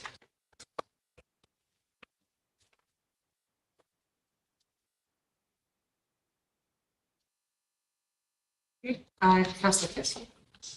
Number 60, what's the asterisk at the end of the Ontario Housing Delivery Fund? I'm just trying to figure out what the asterisk stands for. Probably At that the it's top. not, Yeah, at the top of the chart, it says the recommendations of asterisks have been implemented, they have been implemented. Oh, okay. let's see. Continue the rest of, So, okay. do we have 5 there yet? We do. Okay, unless we want to discuss these any further, or anybody has any other ideas and we can break them down, otherwise if Councillor Rivard. So that's an idea, thank you, Madam Mayor, but, so I had mentioned number 48, the call on the federal government to implement an urban, rural and northern indigenous housing Oh, strategy. yes, that's an asterisk. Yeah, no, but then there's also number 64B1, which I feel could just go hand in hand with it, because it's called on the federal government to provide equitable, affordable housing funding to Ontario. Okay, so I think we should take off 48 because it has an asterisk, which means it's already been implemented, and your number there that The you other one just too said. has an asterisk. Yeah, Yeah, so that has an 64. asterisk as well. See, you think all the great ideas have already been done. Councillor Resto I have one that doesn't, have an asterisk. and it also doesn't implement or affect our lack of fees that we have. Close to 48, just underneath at 49, funding for pilot projects that create innovative pathways to home ownership for Black, Indigenous, and marginalized people and first-generation homeowners. I know in the media, you hear a lot of the challenges for young people in Mhm. purchasing their home to start their lives, their families, their careers. Mhm. And Yes. it doesn't affect the amount that we receive in fees. And funding for first-generation homeowners is really important in breaking that generational cycle of poverty. So I think that's a great one as well. So now we have 5? Okay. If, just the show of hands, is everybody happy with the 5 we've identified? And we'll prepare a response for the minister with those items. They all don't have asterisks. No, they're all good. They're all good. Madam Chair, I'm keeping track for us. Bingo. So just to put show of hands, everybody's good with that? Wonderful. Thank you. Okay, and next on the agenda is a remuneration review. So there are 2 items under that, one for our non-union employees and one for council. And I will pass the floor to Mr. Barbeau. There is a staff report on both those items. Just having a look here, apologize. Ms. Craddock was called away, personal matter.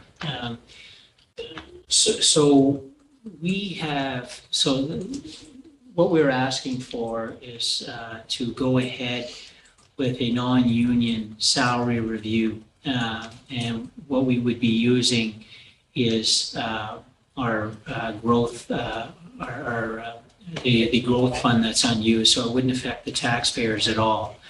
The issue that we have, we had, when I started here, we inherited a system that was kind of all over the map and had about 15 levels and just wasn't workable. And then it was pick your level depending on who you were kind of thing. We actually formalized that in 2006, I believe, and it has not, we have not done anything to review it since then. The issues that we've been facing over the past several years is attracting and retaining, including retaining competent and qualified people, and then sometimes having to force them into another grid or get them out of the grid, which in order or start them at a more senior level in the grid. And so there's been all kinds of problems with the grid. And what we want to do, and it's not necessarily a financial commitment on once there's an analysis or a report that council must adopt it and automatically make corrections upwards or downwards. There wouldn't be any downward corrections. Usually that would be a red circle issue, which means you're frozen until the grid catches to you. So from our perspective, I think it's high time now when we're looking at a variety of resources and planning and long-term planning that we actually modernize and do that. So basically, all I'm asking for is to allow us to commence that process, retain competent pay consultants to do the appropriate analysis, and bring that document back and report it back to council and see where there's gaps in our current compensation grid. Okay, very good. Questions or comments? Councillor Pellerin. Yes, Madam Mayor. Just a couple of questions, Mr. Barbeau. How many non-unionized people does that involve? How many non-unionized do we have? Oh, well, I did 1, 2, 3, 4. How much? I with my fingers and my toes now. We're probably looking at around 40-ish out of our 110 full-time employees. I'd have to do some mental math here, but we're looking at around 30 to 40 individuals that are non-union. Now, when you say non-union, there's an expectation that there's a bunch of chiefs or heads and no workers, but that's not the case. We have coordinators and positions that are bargaining unit excluded by the nature of their duties. They may have some sensitive labor relations duties and so forth. So it doesn't necessarily mean that they're all managers. Obviously, we have department heads. So you're looking at 3 here: Lisa, Melanie, and then our tax collector, and that. So if I can count them, but it'd be around 35. How many would that be compared to, let's say you mentioned 2006? How many were there in 2006? I'd just like to know where. Well, I'm not ready for that answer, but because I maxed the 2,000-year-old mouse, I'll give it a shot. We increased a complement in corporate services. We've eliminated certain positions and created communications positions with them. So I would suggest, with the size of the organization that we have, we're probably 3 to 4 more than 2006 non-union.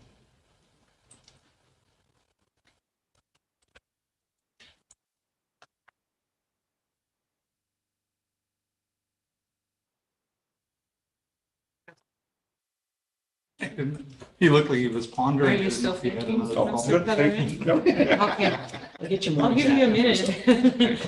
I'll Okay, send you an Councillor email. Resto? Yeah, through you, Mayor. It's just, I think if we have funds, especially for a grant, do the review, it's worth doing if we haven't done it in a while. And I just think it's the work environment right now, the employment market right now is really employee favored, right? So Yeah.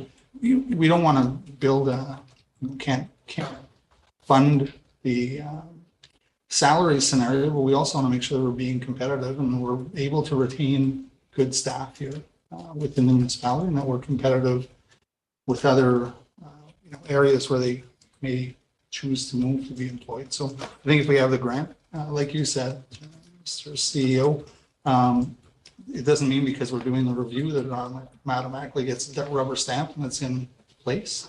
Something for us to consider, but it probably gives us a good indication of where we are and where we maybe could or should be. Yeah, and then staff, based on the report, would then have recommendations for implementation over a period of time. Not necessarily immediately or not necessarily at all, but certainly if we have objective data that indicates that we're having a difficult time and we're getting turnover in certain of our positions because they're able to find equivalent positions elsewhere, then certainly, that affects us. We're not hiring anybody because we don't need them. We're hiring them because council has a wish to fulfill a service, and that's why we hire people to serve the public in that manner. And so if we can't retain them, there's a lot of other costs that come into play with respect to the recruitment cost and then the training cost of getting that person up to speed. So it is important that we get it right when we have and when we recruit people. Oh, all right, Councilor Gagnon. Just one question, one comment. Has this review ever been done before? Yes, Yes, when was the last time? 2006. 2006 was the last time. Yeah. Thank you. It's been a while. I think it's due. I agree with the comment from Councilor Bristol that it's a good thing moving forward with this evaluation. Thank you. Councilor Crochet. Thank you, Madam Mayor. I just had a question. Is the review specifically only for the compensation or for the job description, the job duties, and the compensation? Because We will look at if we can have some assistance, because that's a very onerous task. And so we will be looking at our existing systems. When we did this review in 2006, Councilor Cochine, we did have, we were almost starting from scratch because we were really inheriting data from previous organized municipalities. And there wasn't a real set system. So the past one did create standardized job descriptions. They did job analysis, and then they did a rating systems per job. So our system now, they took comparator positions, but then they did what's called a job analysis, which talks about effort, skills, what is required, what is your education, people reporting to you, and that kind of thing. And then they put that into a system. They created the job descriptions based on that. And then there's a system of measurement that provides points depending on your education necessary for the job, not Jay Barbo's education or lack thereof. The position requires this, that's 3 points, and that gives you, it's like a hay management system, and it gives you points. And so that then determines where you fall into the band. And that's how we did it the first time. We use a company that has been converted and is no longer in existence. It used to be Debrina, and then it's now Gallagher. We would be taking this out to a proposal and getting the most appropriate firm.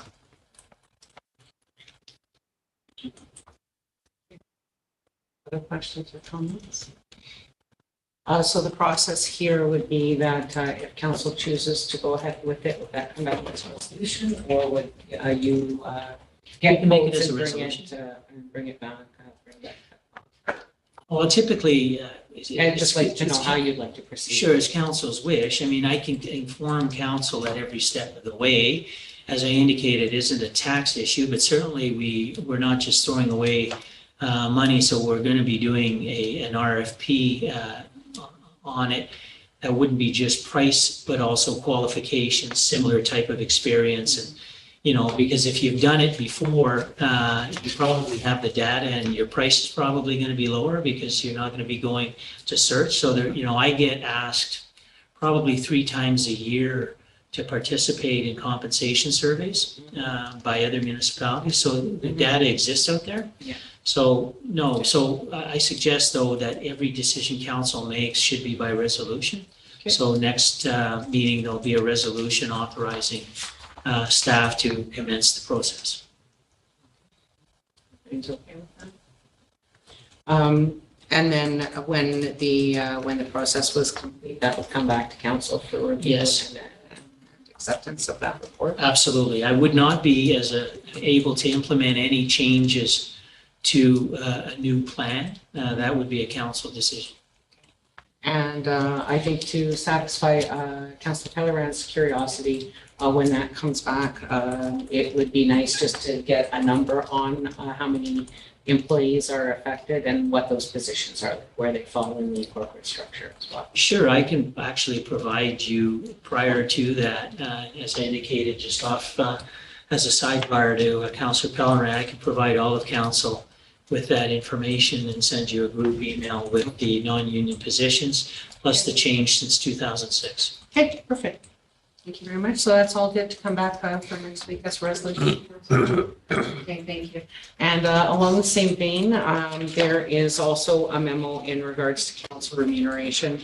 I know this was brought up late in the last term and it did not go through because it was just felt it wasn't the right time to go through with it, but there is a staff memo there as well. Right, so thank you, through your worship. A little bit different, and of course, last term, as we are painfully aware, there wasn't a lot of consensus at the table in any event, and at the last term, I believe what was requested was that there was an analysis done internally by a member of council who brought this forward in good faith, but was kind of wanting to have some changes kind of on the spot. What I am recommending, and I know it's very self-serving for you to agree to this, but I can tell you from a staff perspective that your positions as councillors, as you've known now for 9 months, is extremely important to the organization, and I don't think should be undermined as being oh no, don't worry about it, we're doing this and I'm willing to do it for free or for nothing. I believe that you should be looking at similar sized municipalities. You should be looking at the relative compositions of council, and you should be at least analyzing it. So instead of indicating to you that I think you all need a raise, what I'm suggesting to you is it needs to be studied. And so perhaps even rolling it into the previous item, since we'd be taking comparator municipalities, we could get maybe an economy of scale and add that in and just do an analysis, and then council could decide whether they want to agree with the analysis, implement any changes immediately over time, whatever. But all I'm asking, and I think it really behooves you to look at this, because it is not a self-serving issue. It's an issue that you run a $49 million corporation, and you should look at making sure that your policies, even council policies, are comparative to similar municipalities. So what I'm requesting on your behalf is to at least conduct the analysis independently of council, so that it comes back to you and then council can then deliberate what you wish to do with it. Okay, questions or comments on that?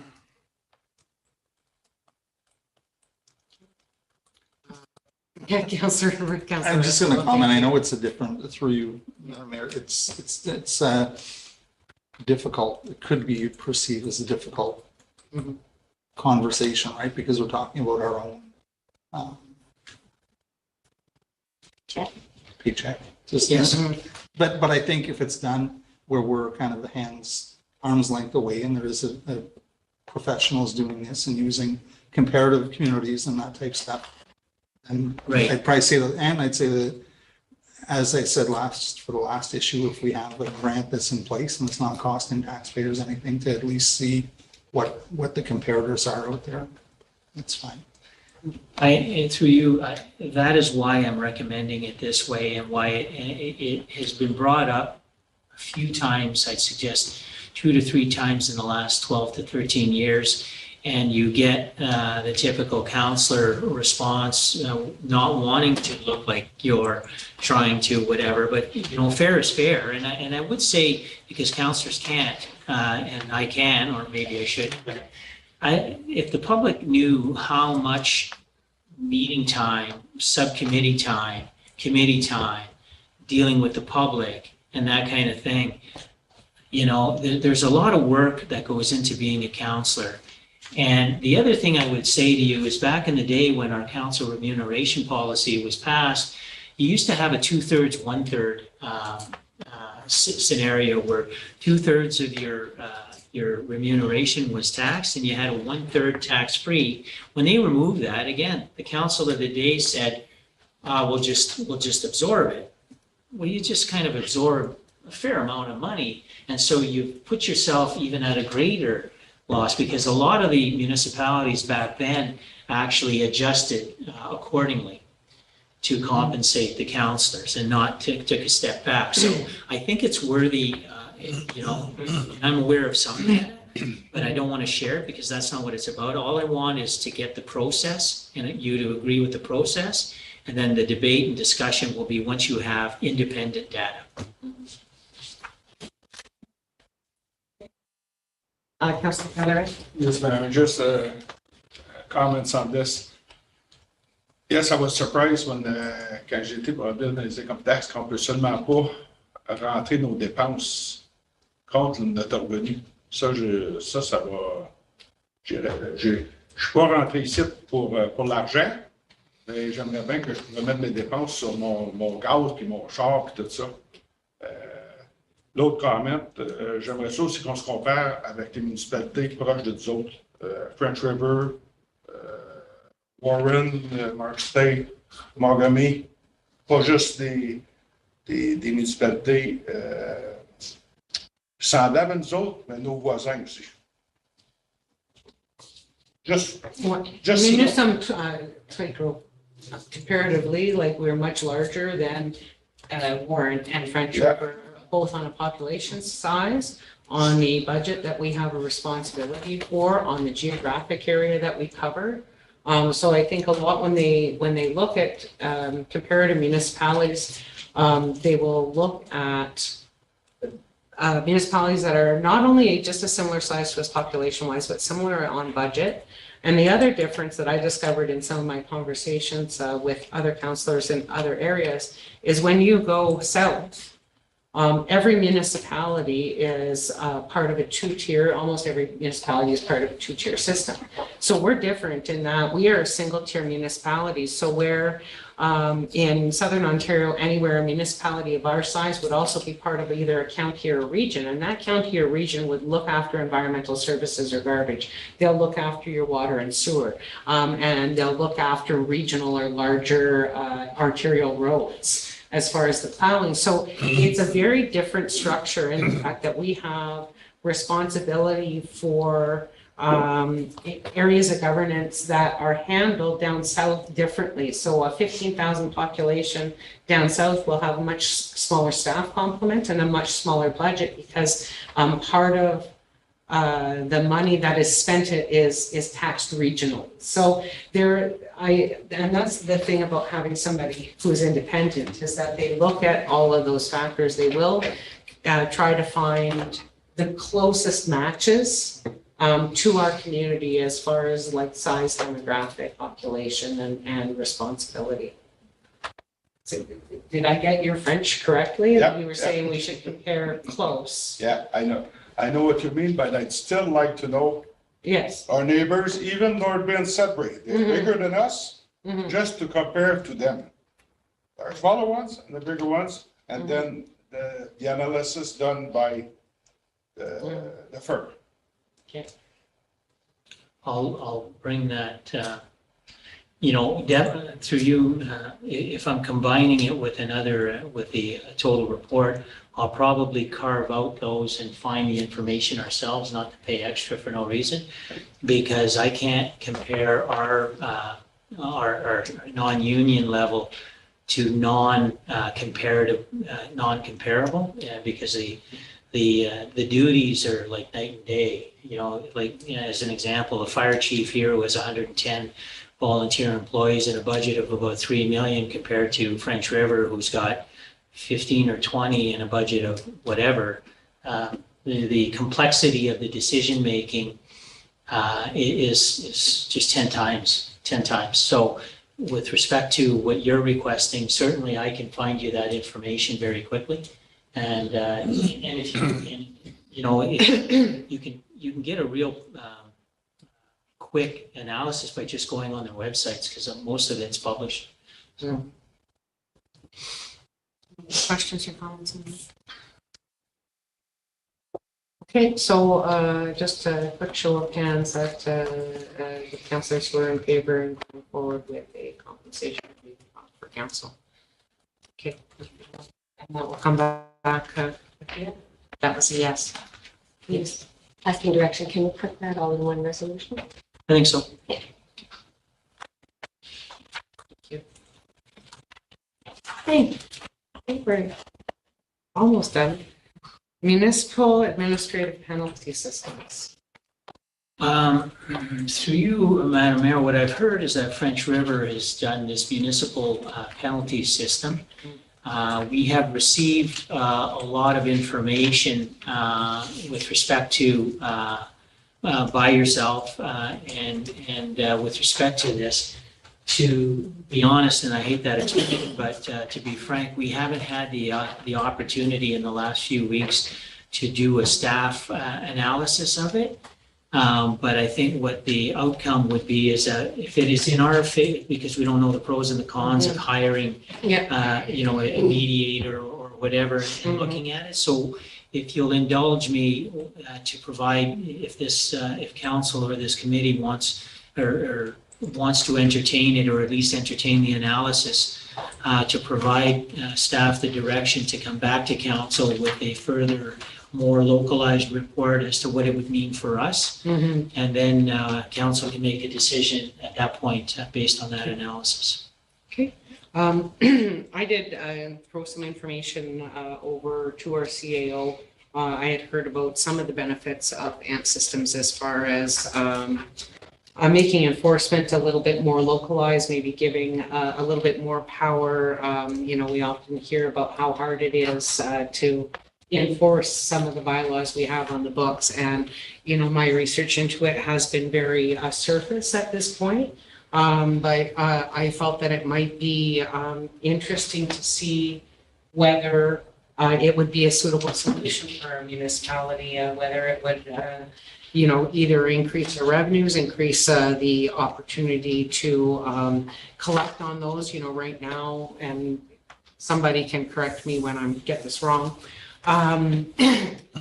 When you issue a fine, if it gets fined, it's got to go to provincial court, and there's a really long process involved. So even when our bylaw officer is writing tickets or writing people up for infractions, to see that from that phase to completion and getting whatever dollars are left at the end of the day, I wasn't sure it's super efficient. And the AMPS program has changed over the years, where at first it was really easier for larger municipalities to implement it, but I think some of the rules have changed around that make it a little bit easier for smaller municipalities to do it. So that's kind of why I brought it forward. I had heard about the program and the benefits, but I don't have the information to know whether it's a good fit for us or not. It was just something I thought that was worth looking at.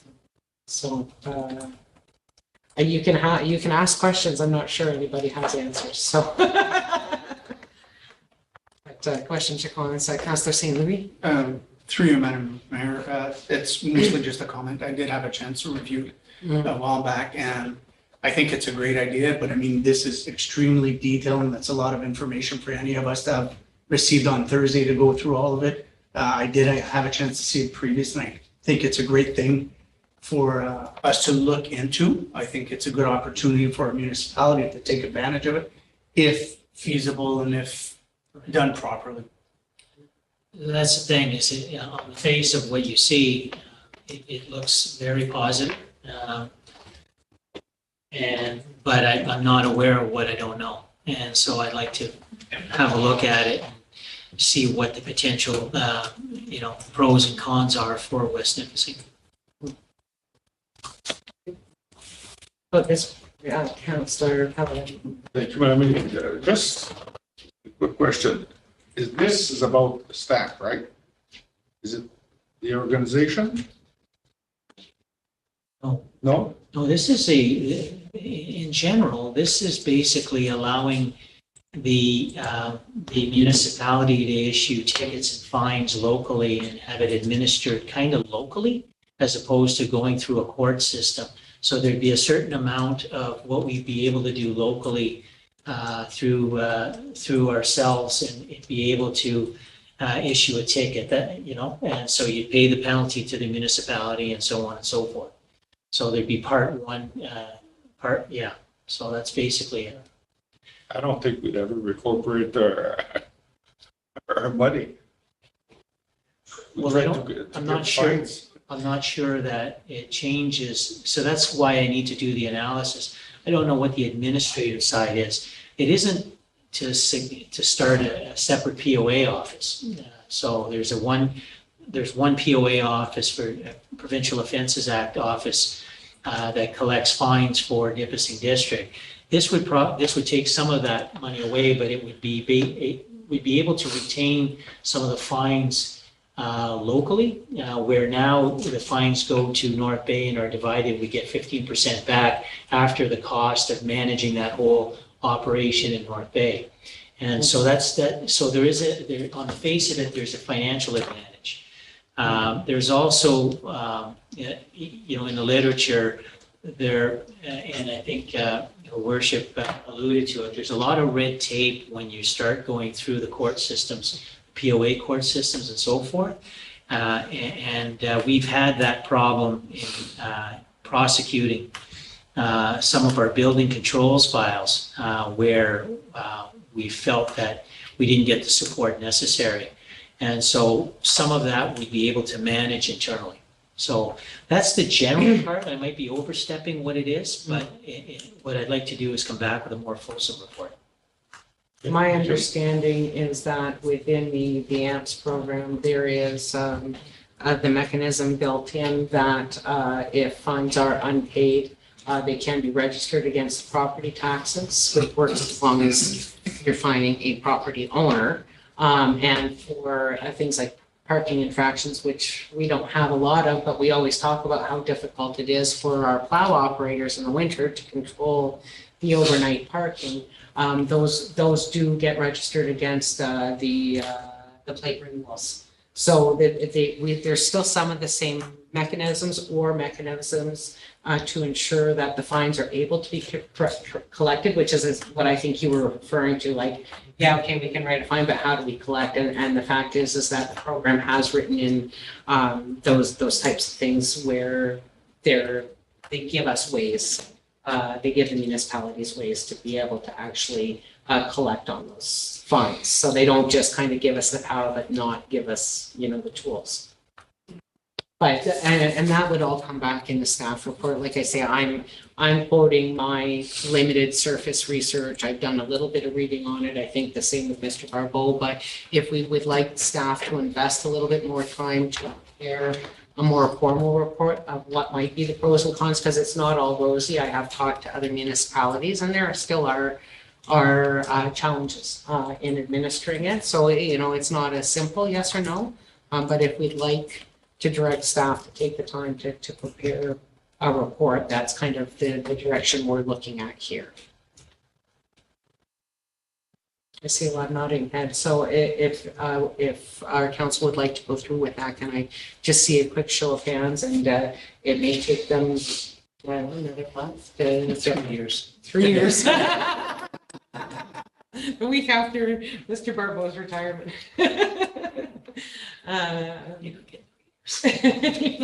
Weird. Okay, so that would be what we would like you to do if you don't mind. I think that there may be an opportunity there for us to increase revenues and to increase our ability to enforce bylaws. And that would be great. Thank you very much. One more item under general government. This meeting ever. We have Riverfront Drive. Would you like me to pass that item to Madame Ducharme? Thank you, Madam Chair. This is a part 3 of the same request that has come before us twice now. The first time the request was made to purchase the land and council had agreed. An evaluation of the property was undertaken and the price presented to the owner, who disagreed and made a counter offer. Council held to the price that was put forth by the evaluation, and the owner or the requester has come back with a reconfigured request whereby the property would not have any frontage on the river or on the road. He believes that this would decrease the value and is requesting that council consider the request and undertake a further analysis of the proposed purchase price. So I'm requesting council's direction. I would state that the configuration is rather weird and does create some strange lot lines on the municipal property, which is abutting, and I'll leave it there. Okay. Councillor Gagne. Thank you, Madam Mayor. Is the lot width the same? Just the angling that's removed? That's correct. There's not that much property being removed, so I don't agree to reduce pricing, to leave it as our recommendation. Thank you. Any other questions or comments? Councillor Restall? Just to keep us going a little bit longer. Just through you, I think I agree with Councillor Gagne. I think we don't want to we just dealt with an issue earlier about kind of weird property lines and where things are. And I think if we can just keep things square and how they should be. And again, I'm always a person about precedence, right? And if we're going to start making puzzle pieces to reduce property values and that kind of stuff, I think it's just cleaner if we just keep it like it was and stay where we were. Okay. Thank you very much, Councillor Restall. Anybody else? Okay, so just a quick show of hands. Members of council who would like to entertain the revised offer from the property owner. That does not bring that back. Thank you very much. Okay. Okay, it is now Madame Tessier's turn. Sorry.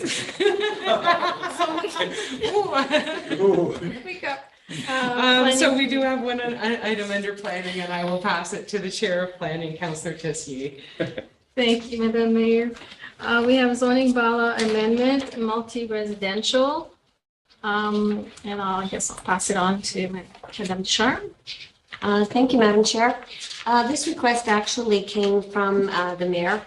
And you'll see that it actually was one of the task forces. It was on that list that the ministry had given, which was to allow as of right in height increases to commercial and also multi-residential buildings. So what is being proposed is to undertake the process to amend our zoning bylaw to change the height of multi-residential buildings from the current 3 stories to a height that would be equivalent to a 4-story. Any questions and comments? I'll go with Councillor Gagne first. That's first. Okay. Go ahead, you were first. Well, it's Madam Chair's decision. Well, I just thought that you had presented it, so let Mr. Gagne go first. And then Thank you very much, Madam Chair. Is there any reason why we want to go to 4? Can we go to 5 or 6 or 8 or like, is there a limit legally? Like I've always wondered why there's not a big apartment building, 12 stories high with 100 apartments in it. So I'm just curious. As indicated in my, through you, Madam Chair, in my memo, there are other considerations when you increase the height of a building. There's also, you have to increase the parking, you have to increase the setbacks. So it's more than just going upwards. You have to consider the effect on the land going out from it. So typically in a community this size, you would kind of find your tallest building and say no taller than that. That's sort of the rule of thumb. Obviously in downtown Toronto, they're all up like that. It's more or less just to maintain sort of a uniform horizon, just make everything look nice. Okay. But there's nothing to preclude us from putting no limits. We could go higher if we wanted. Sure. Okay, thank you. Madam Mayor? I would also like to go higher. I agree with Councillor Gagne. I didn't put a number of stories in my request. You had put a number of meters. No, I didn't. Okay. No, I just put R4. So I agree. And the hospital, the old hospital, St. John is what, 6 stories? Or is it About 4. 4? But the bottom floor is really high. Yeah. I just know it's 4 stories. I don't know anything. 3 in the basement, right? It's Or 3 and a high level, basement. yeah. The big brick building with all the apartments. Yeah. It's big. 3 and a high basement. It looks taller than that, but I would like to propose going to at least 5 stories, but I know that there are also some considerations on the building side of it. So I believe over 3 stories, you have to have an elevator, correct? And then there was something in there about wood construction too, but I think wood construction, you can do up to 6 or 7 floors. Well, those would be questions best answered by Right, Mr. right. Bazinet. I don't Okay. know. So I know that there are some building department considerations there too. I know in my request I put R4 only, but would there be value in like the zoning for, say, the empty parking lot where the market is downtown? That is a C1. Yeah. So could we do, what's the maximum building height on the C1? The same. Same? So, I would also want to look at changing that at the same time to try to promote mixed use, commercial, multi-residential, to make development of those types of properties. And I know you say that we don't have any, but we also do zoning amendments all the time. We've done 2 in the last 2 months at the planning committee where we've rezoned properties either from a commercial to a R4 or the one behind the went to a C4 as well. Went from R whatever to an R4. Not yet. Oh, It's coming up this Tuesday. did we? So why did we put it on? It wasn't applied for. I thought it was apartment building. No, It's coming this Tuesday. I thought we did it already. Anyway, so those do come in front of us for consideration for rezoning to go to an R4. Councilor, I'm not chairing. Thank you. Back to you, Madam Chair. Thank you. Councillor Pellerin? You had a Thank you, question? Councilor Dacey. I too would like that change to go higher. If you look at the old hospital, like you say, was built in the early 1900s. And then my question was always, well, it's going to impact the fire department too. But then I figure, well, in those days, they probably just had a ladder. So I think it would be good for us to go bigger. So through you, Madam Chair, and I think that's basically what I was going to get at. I believe before we move any further, going to 5, 6, or 7, I believe we would need to talk to our fire chief and find out what are the limits of our fire department. Are we able to sustain a 5 or 6 or 8 story building? Are we able to fight a fire? Are their volunteers trained to fight that? Is there any kind of information that you can provide us? So, Madam, if you don't mind, Madam Chair, I would like for our fire chief to provide us information if you could. Thank you. So, through you, Madam Chair, this was a provincial request a number of years ago, prior to COVID, where they were looking at increasing to 6-story plus on wood frame construction. There's a lot of stipulations that come into play. Your exits, suppression systems within the building, sprinkler systems, those factors also come in. And then on the other side of it, it's the accessibility to the building. Through the building code, you have to have access to a minimum of 3 sides of the building. If you're going into higher storage buildings or commercial buildings, multi-units, as Madame Mayor had mentioned, we have to be able to have access to get around to it. I believe pretty well everybody on council recalls the big fire when Don's Butcher Shop went up and the challenges that they had with that one. If you look through history with some of the fires that North Bay has had in their downtown core because of minimum spacing and separations. So I don't disagree with the idea, but there is several factors that we would have to look at, both on the fire code side of it for accessibility and suppression, as well as in the building code side of it for the fire suppression and emergency services. Yeah, so the generality is conceptually, it's, of course, if council wants, it's a good idea, but it doesn't mean, if you cite the example of the vacant parking lot, that it would work there, right? Because what happens is that, the higher you go, the more land you need, because you need more parking. There's a lot of other things in planning that you need, and in the building code and in fire suppression. So where conceptually to have the rule to say, we're not just going to limit it, we can go as high as 5.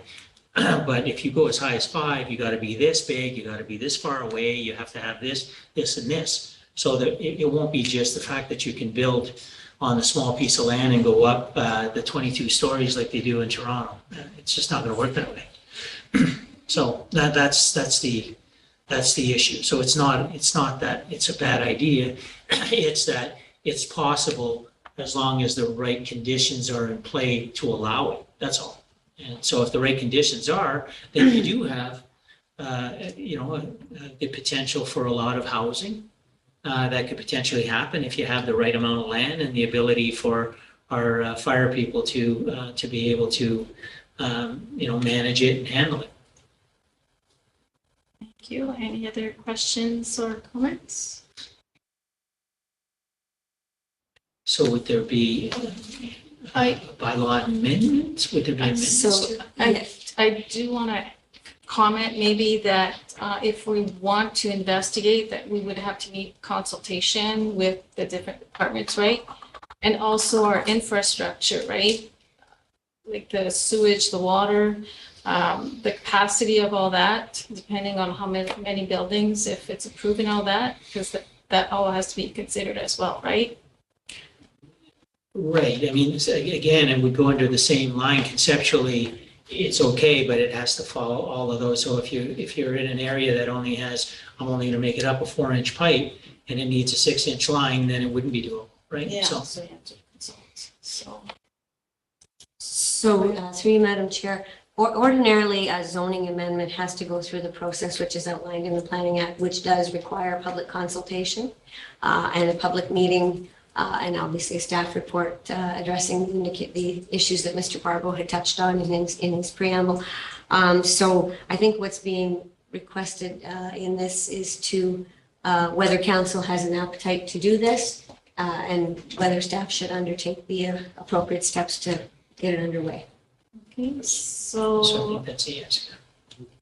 is everybody in agreement that we proceed with what Mrs. Ducharme has said? Thank you. Carried. Just one more quick question. Yes. Is there will you leave it to me to determine what would be the appropriate maximum height, appropriate maximum number for the area based on discussions with our people, or just as high as we want? I think you need to bring back any restrictions that would limit height and be rationale for council to. Okay, I'll bring that back at a future meeting as to what would be it, and then just get additional instructions to go forward. Did you have a question? Nope. No, okay. Who answered my question, I had this. So this is Sean's gonna look into, I'll pass it back to you. Okay, I think we should do that. We'll now move into the regular portion of our meeting, starting with the consent agenda, item 6.1. It is moved by Councillor Pellerin and seconded by Councillor Gagne. Be it resolved that Council for the West Nipissing Municipality hereby approves the consent agenda as presented at the meeting held on October the 3rd, 2023. Any questions or comments? Anybody want to remove any items? Okay, all in favor? Carried. Thank you. And now we'll move to 6.5, new business. And we'll have a series of resolutions. So we'll just do our regular pass it through to Madam Clerk to It is, read. it is moved by Councillor Gagne and seconded by Councillor Pellerin. Whereas bylaw number 2023-67 being a bylaw to provide for the construction of a drainage works in the municipality of West Nipissing on the Poitras Drain, Delorme Minor Improvement, received first and second readings on August the 15th, 2023. Be it resolved that bylaw number 2023-67 being a bylaw to provide for the construction of drainage works in the West Nipissing municipality and for the borrowing on the credit of the municipality of the sum of $23,760 for the completion of the drainage works for the Poitras Drain Delorme Minor Improvement be read a third time and finally enacted. Okay. Questions or comments? We did discuss that at August 15th. Yes. As stated here. All in favor? Carried. Okay.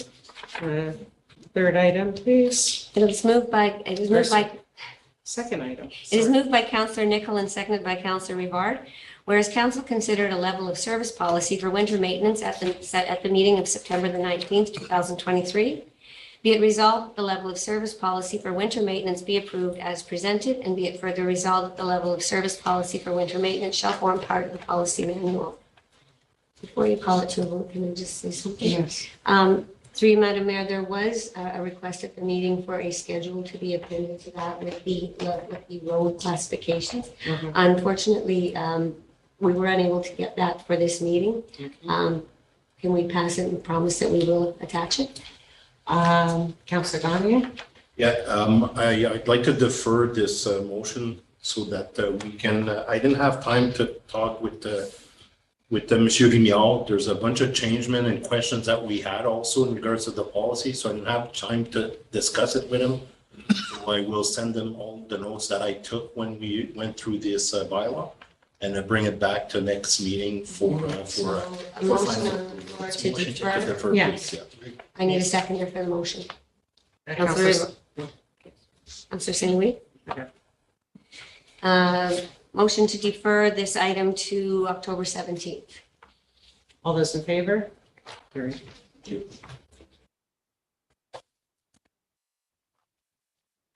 Okay, the next item on the agenda is the transfer of property on Montreal Street. So if you read through your package, it looks kind of familiar when I started reading it. So it's a bit of a blast from the past. It was quite a while ago now, maybe in May or June? Yeah, actually, it came before the previous council. Oh, And then you guys considered a counter offer. yes. Okay. Okay, So just briefly, this was a property that was brought to the previous council. It's a landlocked piece of property on the backside of Imperial Street, just off of Highway 64. The owners of the property in the front are requesting to purchase this vacant land. Previous council had agreed to declare it surplus, and an evaluation was undertaken. The buyers didn't agree initially with the price and presented a counter offer, which this council refused. They have since come back and agreed to pay the appraised price. So we'll be moving forward with the disposition. It is moved by Councillor Rivard and seconded by Councillor Nichol. Be it resolved that bylaw number 2023-78 being a bylaw to authorize the transfer of land legally described as municipally located at 130 Montreal Street, being part of Lot 3, Plan 35, in the Springer Township, be transferred to John and Teresa Ball for the sum of $10,000. questions or comments? Councillor Rivard? I just noticed it's just a typo, I believe, but when it says $10,000 in brackets, it actually kind of says $1,000 there. Yeah, just We have a missing zero. We will fix that. Okay, all those in favor, if we add a zero? Okay. Carried. Thank you. Okay. It is Yes. moved by Councillor Nichol and seconded by Councillor Rivard. Whereas at a meeting held on July the 13th, 2021, Council received a presentation from the Ministry of Transportation through its consultants outlining certain upgrades to be carried out on Highways 539 and 805. And whereas Council passed a resolution 2021-282 on August 30th, 2021, authorizing the temporary full closures of Highways 539 and 805 during the 2022 or 2023 construction seasons. And whereas the municipality, and which resolution was subsequently amended on June the 7th, 2022, amending the proposed dates to 2023 and 2024. And whereas the municipality has received a new request from the consultant advising that the MTO has further delayed the scheduled rehabilitation of Highways 539 and 805 by 1 year. And whereas the consultant is seeking an amendment to resolution number 2022-157 in order to reflect the new proposed construction dates, be it therefore resolved that Council for the West Nipissing Municipality is agreeable to the anticipated temporary full closures of Highways 539 and 805 as necessary in order to complete the rehabilitation and multiple rapid culvert replacements between River Valley and Warren. Highway 539, full closure Monday to Friday, reopen on weekends, spring to fall 2024. And Highway 805, full closure Monday to Friday, reopen on weekends, spring to fall 2024. Be it further resolved that all other requirements set out in Resolution 2021-282 shall remain in effect and shall be adhered to, which include, but are not limited to, proper detour signage, notification to local residents, and coordination with emergency services.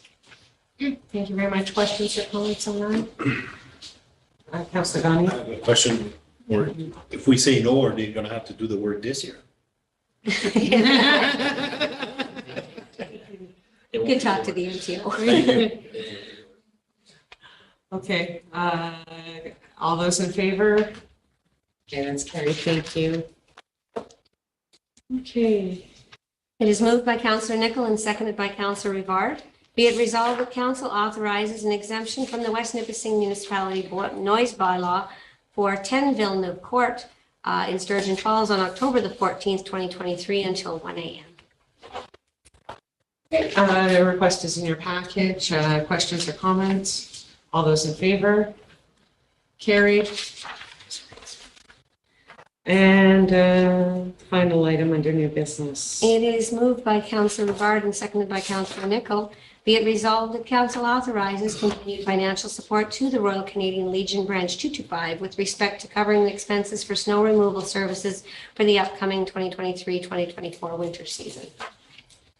Okay, we did speak about this just briefly earlier in the meeting as we were discussing the River Valley Golden Age Club. So the current model is that we provide a certain amount of funding and they hire their own private contractor with that money. This has been done for several years. I think two. Two. Okay, so if anybody has questions or comments about this request, Councillor Do you Gani. know what the cost is that we're supplying them? No. Can we find out?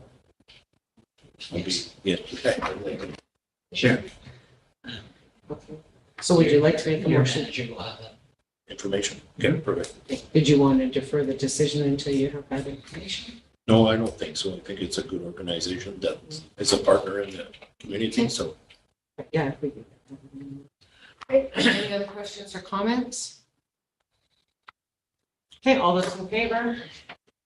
Carried. Wow. That was a good meeting tonight. Thank you very much. Oh, what's that? Oh, really? It is moved by Councillor Rivard and seconded by Councillor Nichol. Whereas tenders for the Verner Arena side entrance canopies were opened on September the 28th, 2023 by the Director of Corporate Services and the Project Manager for the West Nipissing Municipality. And whereas 2 submissions were received, and whereas Council concurs with the recommendation received, be it resolved that the tender for the Verner Arena side entrance canopies be awarded to Capital Construction, having submitted a quotation of $95,549 plus HST meeting all specifications. Okay, questions or comments? Councillor Pellerin? Yes, I have one. We're talking about the east side entrance? And west, Oh, okay, both sides. But it's not gonna be like the front. It's just gonna be a little top like there was before? Similar, yeah, but that, yeah, again, that's able to withstand the snow coming down off the roof. Yep. From home, Councillor Pellerin. Yep. Like, I don't know, for me, you get a few guys and you build the thing. It's architects, it's engineers, it's code, it's, yeah. Councillor Nicol? Thank you, through you, Madam Mayor. So it's not including the metal bracing and the concrete that's basically not there anymore as well? At the Yeah. front? Oh, that's included in that They're gonna price? replace it. Oh, okay, that, Yeah, because the entrance. I thought it was just the, No, they can't be used, so they've engineered it to that replace. seems a bit better. Yeah. Say it that way. I took a picture for you. I'm not sure what the final design is going to be, but it obviously is to protect people using Yeah. those exits and entrances from the falling snow, yeah. Thank you. Anybody else? Councillor Gagne, oh, wow. Councillor Gagne? No? First. Can we close the entrances and not do the canopy? We can't because they're also considered emergency exits as well. So we could block people from using those entrances to get into the building, but they have to be accessible. And there could always be risk as people are going out of the building with falling ice and snow. So to your answer, no, we can't. Okay, Councillor Hart? I just wanted to clarify, it's only the side ones, not the front ones, so I don't think there's any concrete on the side ones, right? Well, I'm Held up by the, No, there's pillars and like concrete bases. not sure the final design, but it will be able to withstand. because right now I think it's like a 45-degree bar. There's none right now. We took them out. Yeah, yeah. Always starts in the store. Okay. Okay, all those in favor? Carried. I won't keep you long. The only thing I'd like to mention is October seems to be a really exciting month. Excuse me. Sorry. October seems to be a really exciting month. There's a lot of things going on. So I hope that people look for ways to get engaged in the community, lots of events, lots of activities, and lots of different groups hosting things that make our community a great place to live. On another note, Mr. Barbeau and I separately were able to go to Franco Cité High School this past week and give presentations on the functioning of municipal government. Mr. Barbeau focusing on the administrative side, and I had the opportunity to go in and speak about the role of mayor and council and policymaking and all those exciting things. They looked somewhat interested. It was the grade 10 civics class and careers classes, and so it was a really interesting way to spend some of my afternoon. And the kids all came forward with really great questions, and I did try to push for a little bit more recruitment into our youth committee while I was there. So that was kind of our week. I'll leave it at that because it's been a long one. Oh, the next meeting, thank you, Madame Touchon. Please note the next meeting will be held at the River Valley Golden Age Club on October 17th. We are doing our best to find technological solutions to make it available to everybody online. But the doors will be open, and we welcome everybody, no matter which ward you live in, to come see us and visit us while we have our council meeting on the road. Thank you. Have a great night, everybody. Thank you. It is moved by Councillor Pellerin, seconded by Councillor Gagne. Be it resolved that bylaw number 2023-69, being a bylaw of the municipality of West Nipissing, to confirm the proceedings of council at its meeting held